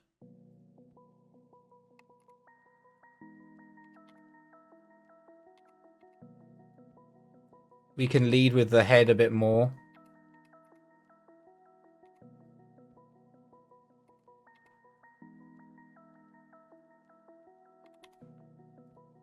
So now that we have that part there, this is where we need to put this on ones, because right now it's not quite working with the spacing. So we're coming through. This definitely needs to be on a 1.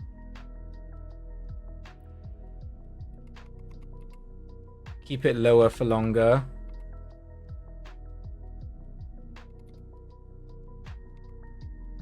Which also gives us a bit of clarity to lead with the head a bit more, which is nice. This arm can stay in the same position. And then it's mostly, the reason we're doing this pose to begin with, this in between, is for this foot. So that we can read the ease out.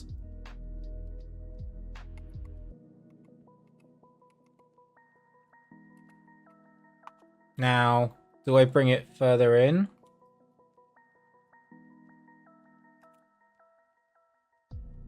I want to preserve that line that's passing through.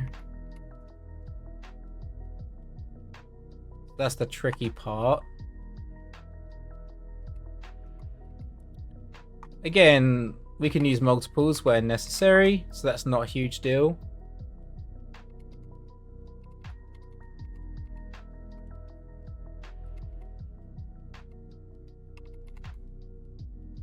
And then, do I need that to be on ones? Probably not. We already have...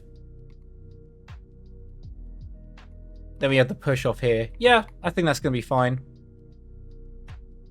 So we might actually be able to... I'm going to ease out of this.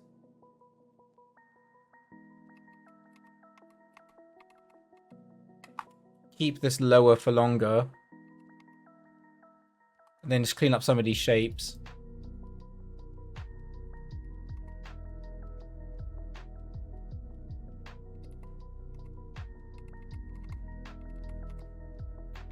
And then we're pushing out.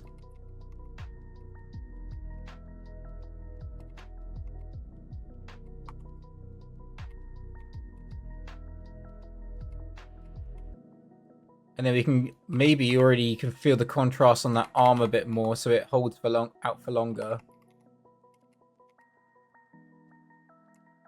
That arm's already come down. So we don't need to change too much through there.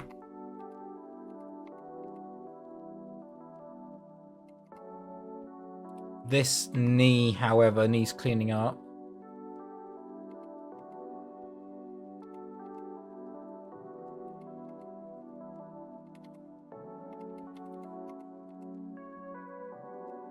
Just pushing that line of action a bit more, the straight in the spine.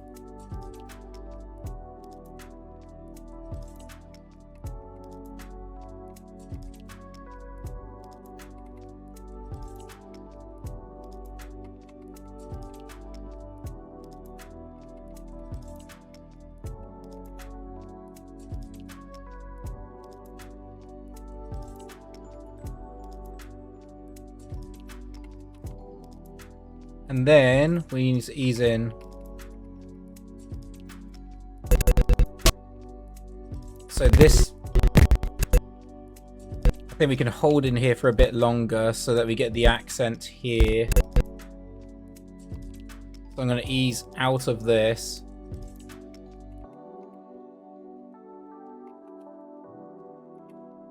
Keep the down. So we arc in. Then we're easing out here. So that we just get a bit more contrast on the one here as we push away. Just makes it feel a bit punchier. Again, I want to preserve clarity, but maybe we can get a little bit of the follow through in here.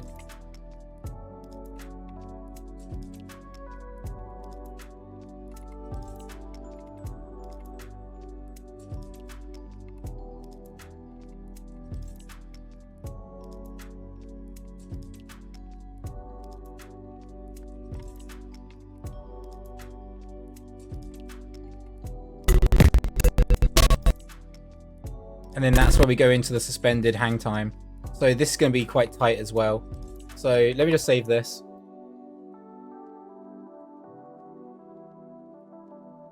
So punching in, and then here we're going to ease in, but it's again going to be really tight. So in other words, we're tracking the head space on the arc.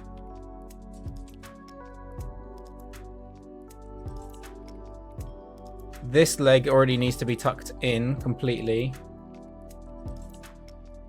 This one is slightly behind.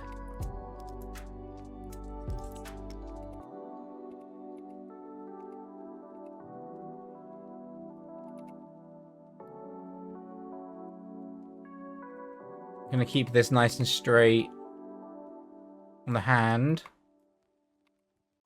And then it flares out after. Maybe I can actually keep it in a fist and then we see the hand splay out later.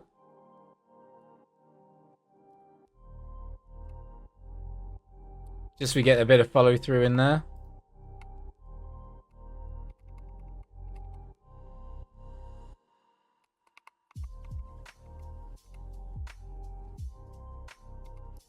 At this point, she's basically looking directly into camera. And now we're easing in. And again, it's going to be a really punchy hang time.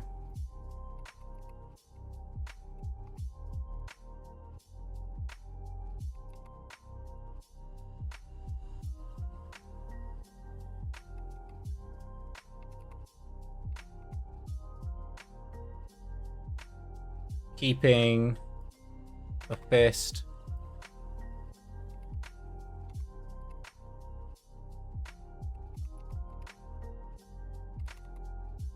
And then continue to ease in on the 2.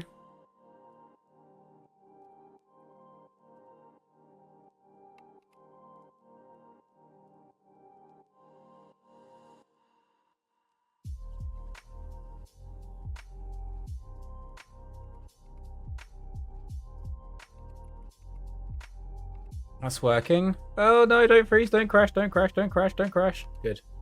Every time, man. I just don't want it to happen. So now we're getting a little bit of that splay happen, so we can snap the wrist in. Keep the fist, and then you feel the hands come through later. It's a subtle detail, but you'll feel it more than you see it. Oops, that was the wrong key.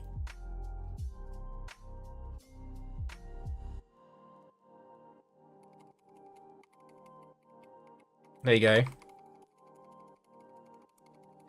Right, so in theory, we have now blocked out the section we wanted to do today. I'm going to play blast it, see how it feels, and we'll make some modifications where necessary. And if we don't need any modifications, then we're in a pretty good spot. I just want to clean up this knee before we do that.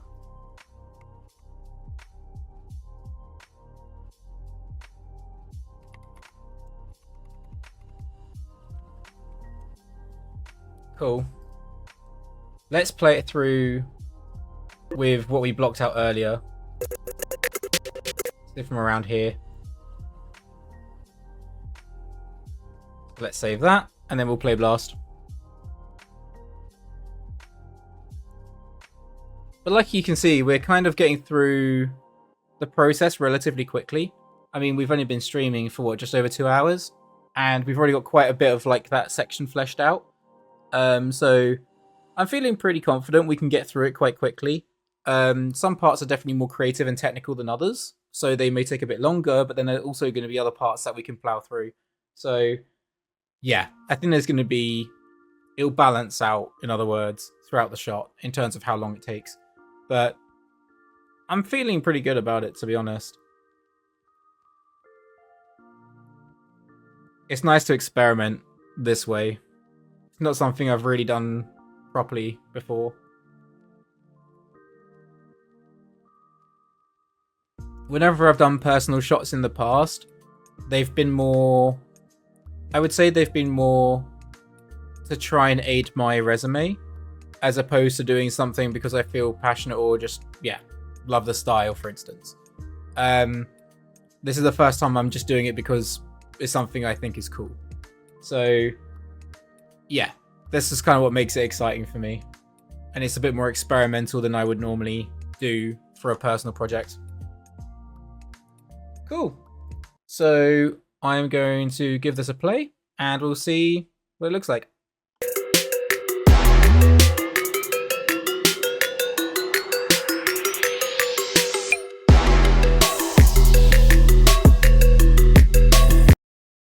Yeah, I think it's working pretty well. There's parts of it that actually I feel like the timing can be snappier.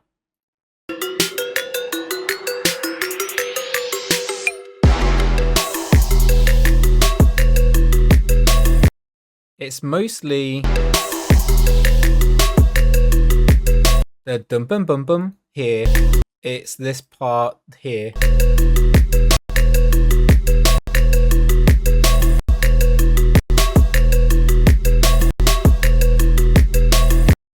I think we can make that a little punchier. So it's just a timing thing. It's not a spacing thing.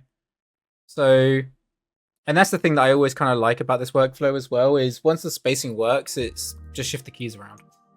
So we're coming through here. This was all fine. It was in here. So this can be... We might be able to suspend in the air for longer here.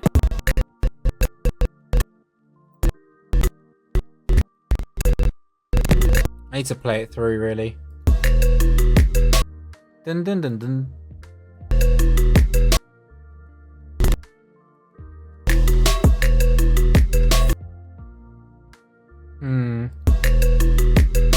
It's mostly this transition here to here. This part just feels a bit staggered. It feels like it needs to be faster. So here, let's put this.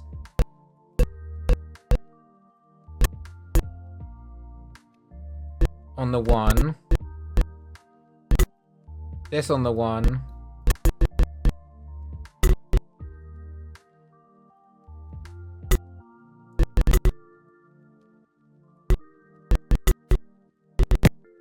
Definitely this on the 1.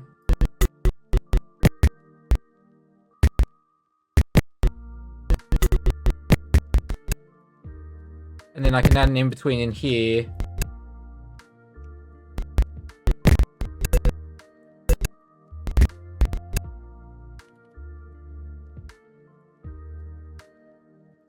And then I can maybe delay the hand. Now, it might end up feeling like this part here is too slow, like we're holding in this for too long, potentially.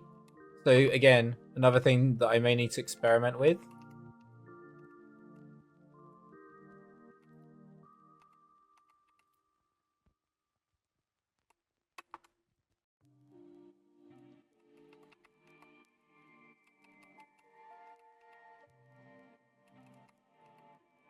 But it does give me some room to like add a little bit of a moving hold on this foot, which is quite nice.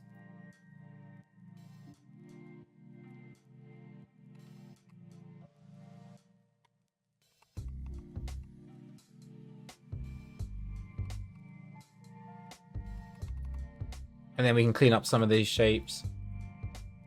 I do not like that black part there.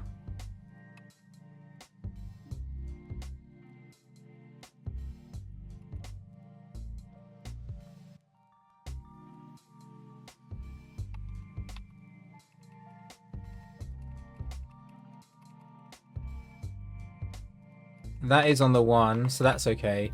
Yeah, I'll see how it plays now. Just this section. We can keep it short, so we don't have to do the whole thing. I just want to see how this part plays out. Just to see if that timing, making that bit faster and holding on that antic helps, or if it needs something else. I mean, that helps.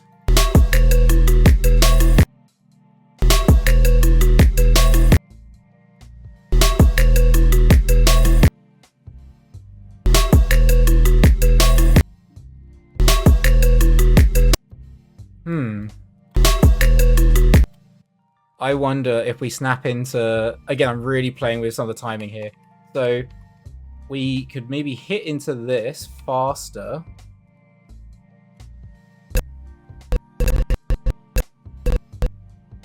Hit this earlier. And then we can hold in this for a little bit.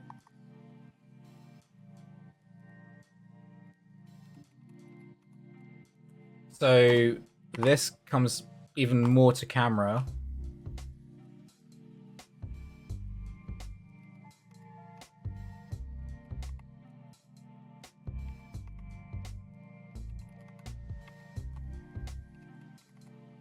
So we're playing with that hand a bit more.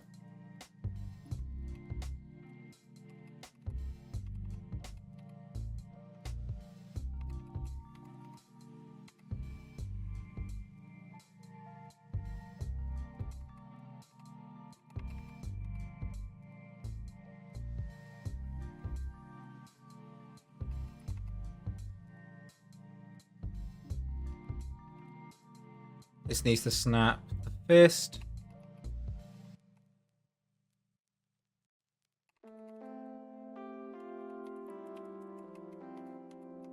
Now that's on the 3. I wonder if having it, just holding it on the 3 actually works, or if it needs an extra in between. I'm gonna just play it. See how it plays.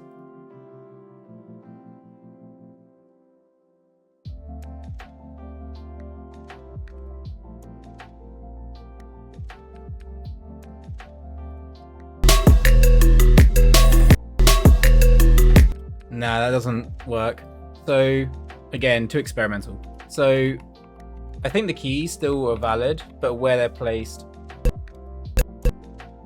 too fast.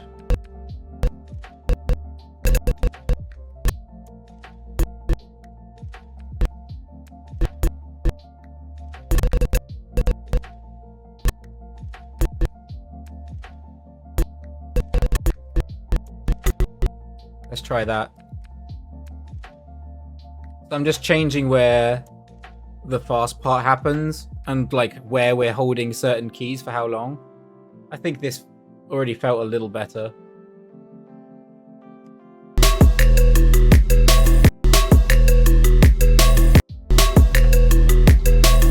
Yeah, that feels cool. I do wonder though, we're losing clarity on that hand swipe here. It's too quick. So if we are gonna have it, we need to read it more. Because it just disappears too quickly. So if we're coming through here, I feel like we need to see it more. So I'm going to play with bringing it closer to camera. Oops, wrong control.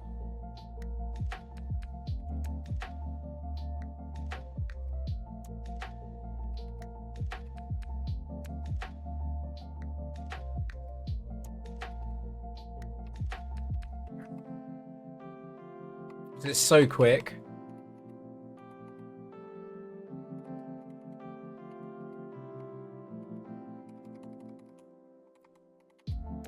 It makes me wonder if maybe we already need to bring this arm forward and see that hand already coming through, you know? Because if we're going to do it, we need to commit to the idea of reading it. Otherwise, what's the point?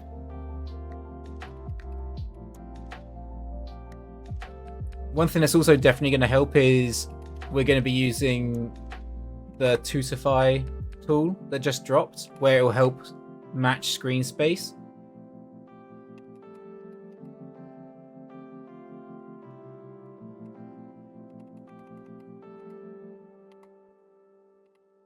So let's play that now.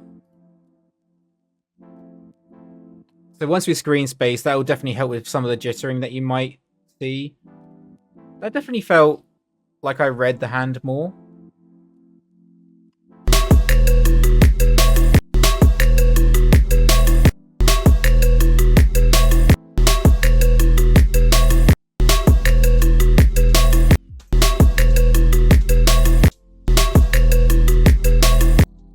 Yeah, that's working better.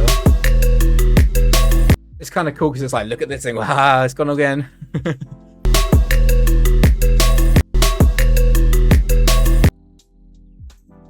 Which I'm enjoying.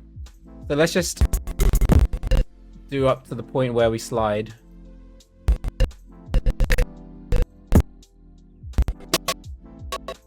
Yeah, somewhere around here. And then we'll bring it back.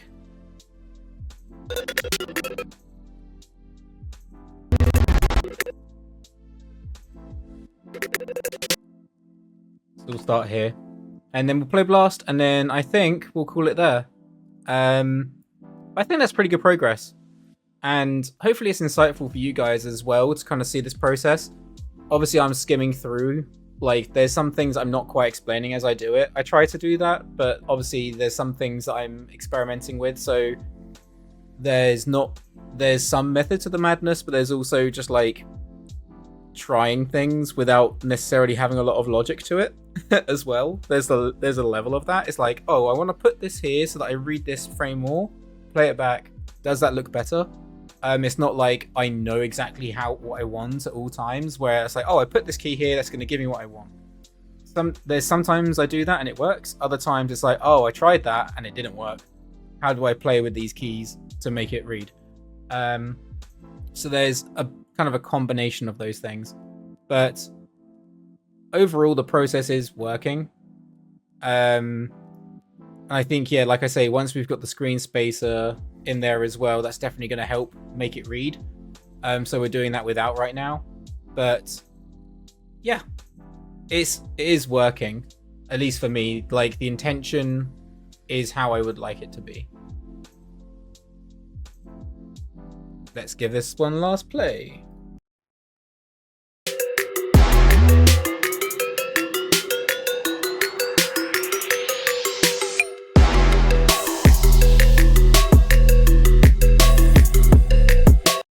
Yeah, that feels good.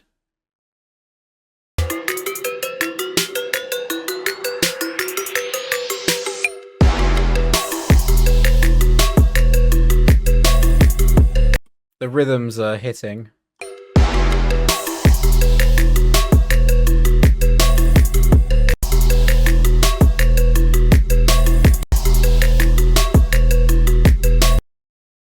Yeah.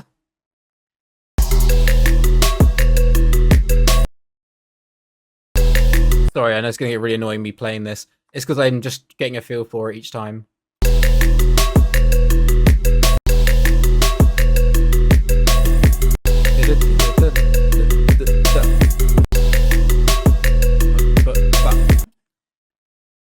There's part of me that maybe wants to make that still a bit punchier.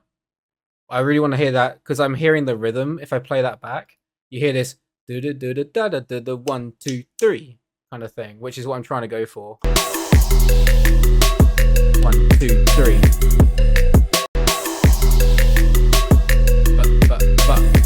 And I think we have the last one, but there's something in there that feels like it could be tighter.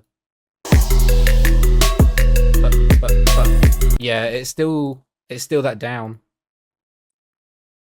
So it's in here. This still feels like it needs to be faster. I know we went back on it, but it feels like it still needs it.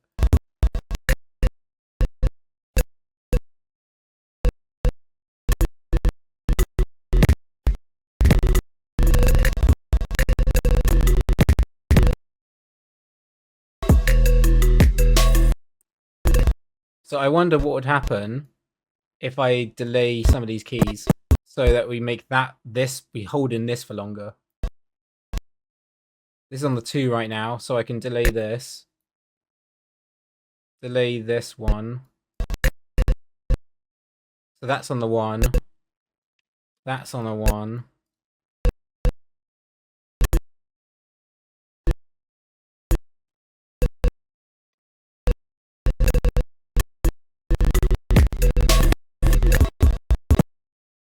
And then I can add an in-between in here.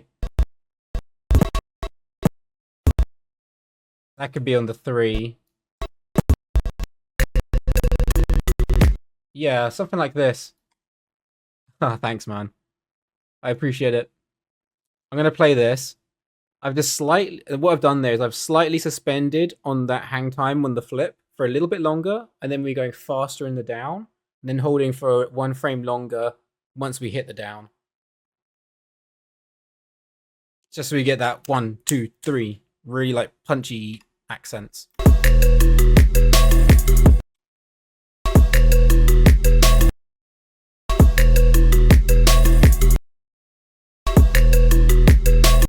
Yeah, I think that plays right. I need to go back a little bit more. Don't crash, don't crash, don't crash. Whew. That froze for a little bit too long there. I'm watching you, Maya.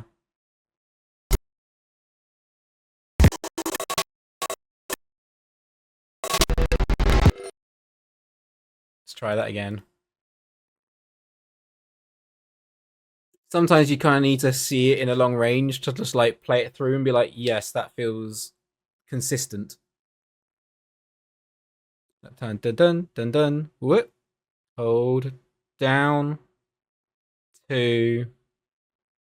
Oh, it didn't do the last part where we pop up.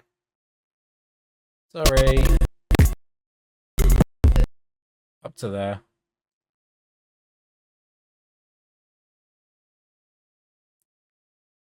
One thing that's quite nice about this is because we're trying to keep it snappy, it means you actually read the poses more because we hit them faster, which is quite nice. So you actually we get to sit in them and we can add those nuances and like the little ease in. So you get that nice like kind of thing where it's like you hit and then move into it, hit, move into it. So it feels really like dynamic, I guess.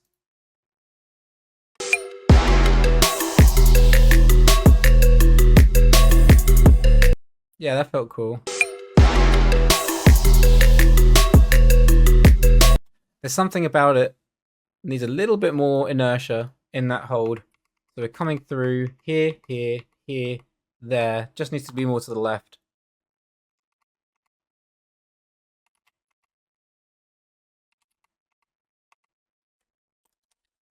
It was sticking for too long. That's all it was. Like it felt like it was like it was like up, down, rather than up, over, down.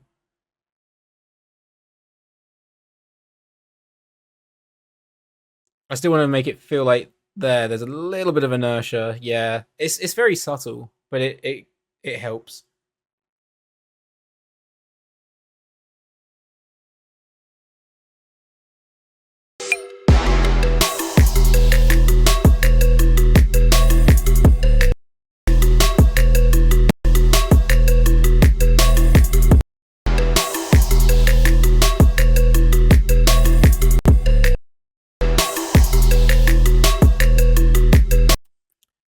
I feel like it's a little distracting when we're seeing both hands here. I think it's the palm of the green kind of catches my eye. It kind of flashes on and then disappears again. It's a little distracting there. So I actually want to take a little bit less attention on that left mechanical arm so that we can read the other hand swiping a bit more. So we're coming through here. As we come around, it's this guy.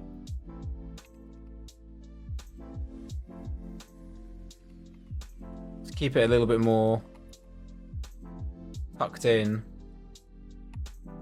So we're just drawing less attention to it.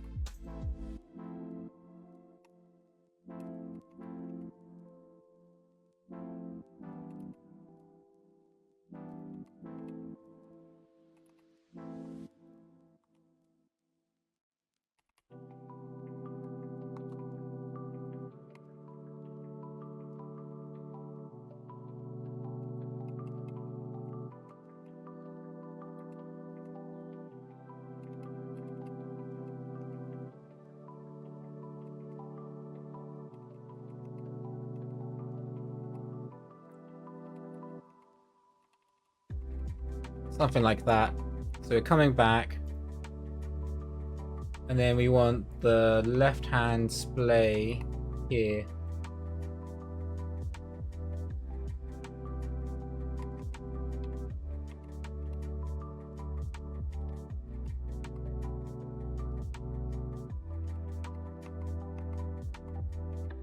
Let's try that.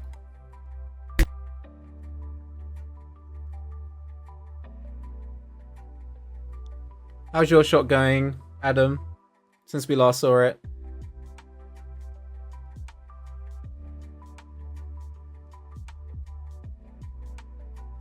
I think you were working on lip sync, weren't you, when you came on stream?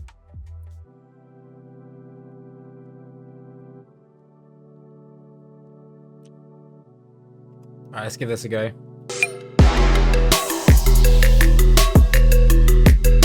Yeah, that's better. It's less distracting.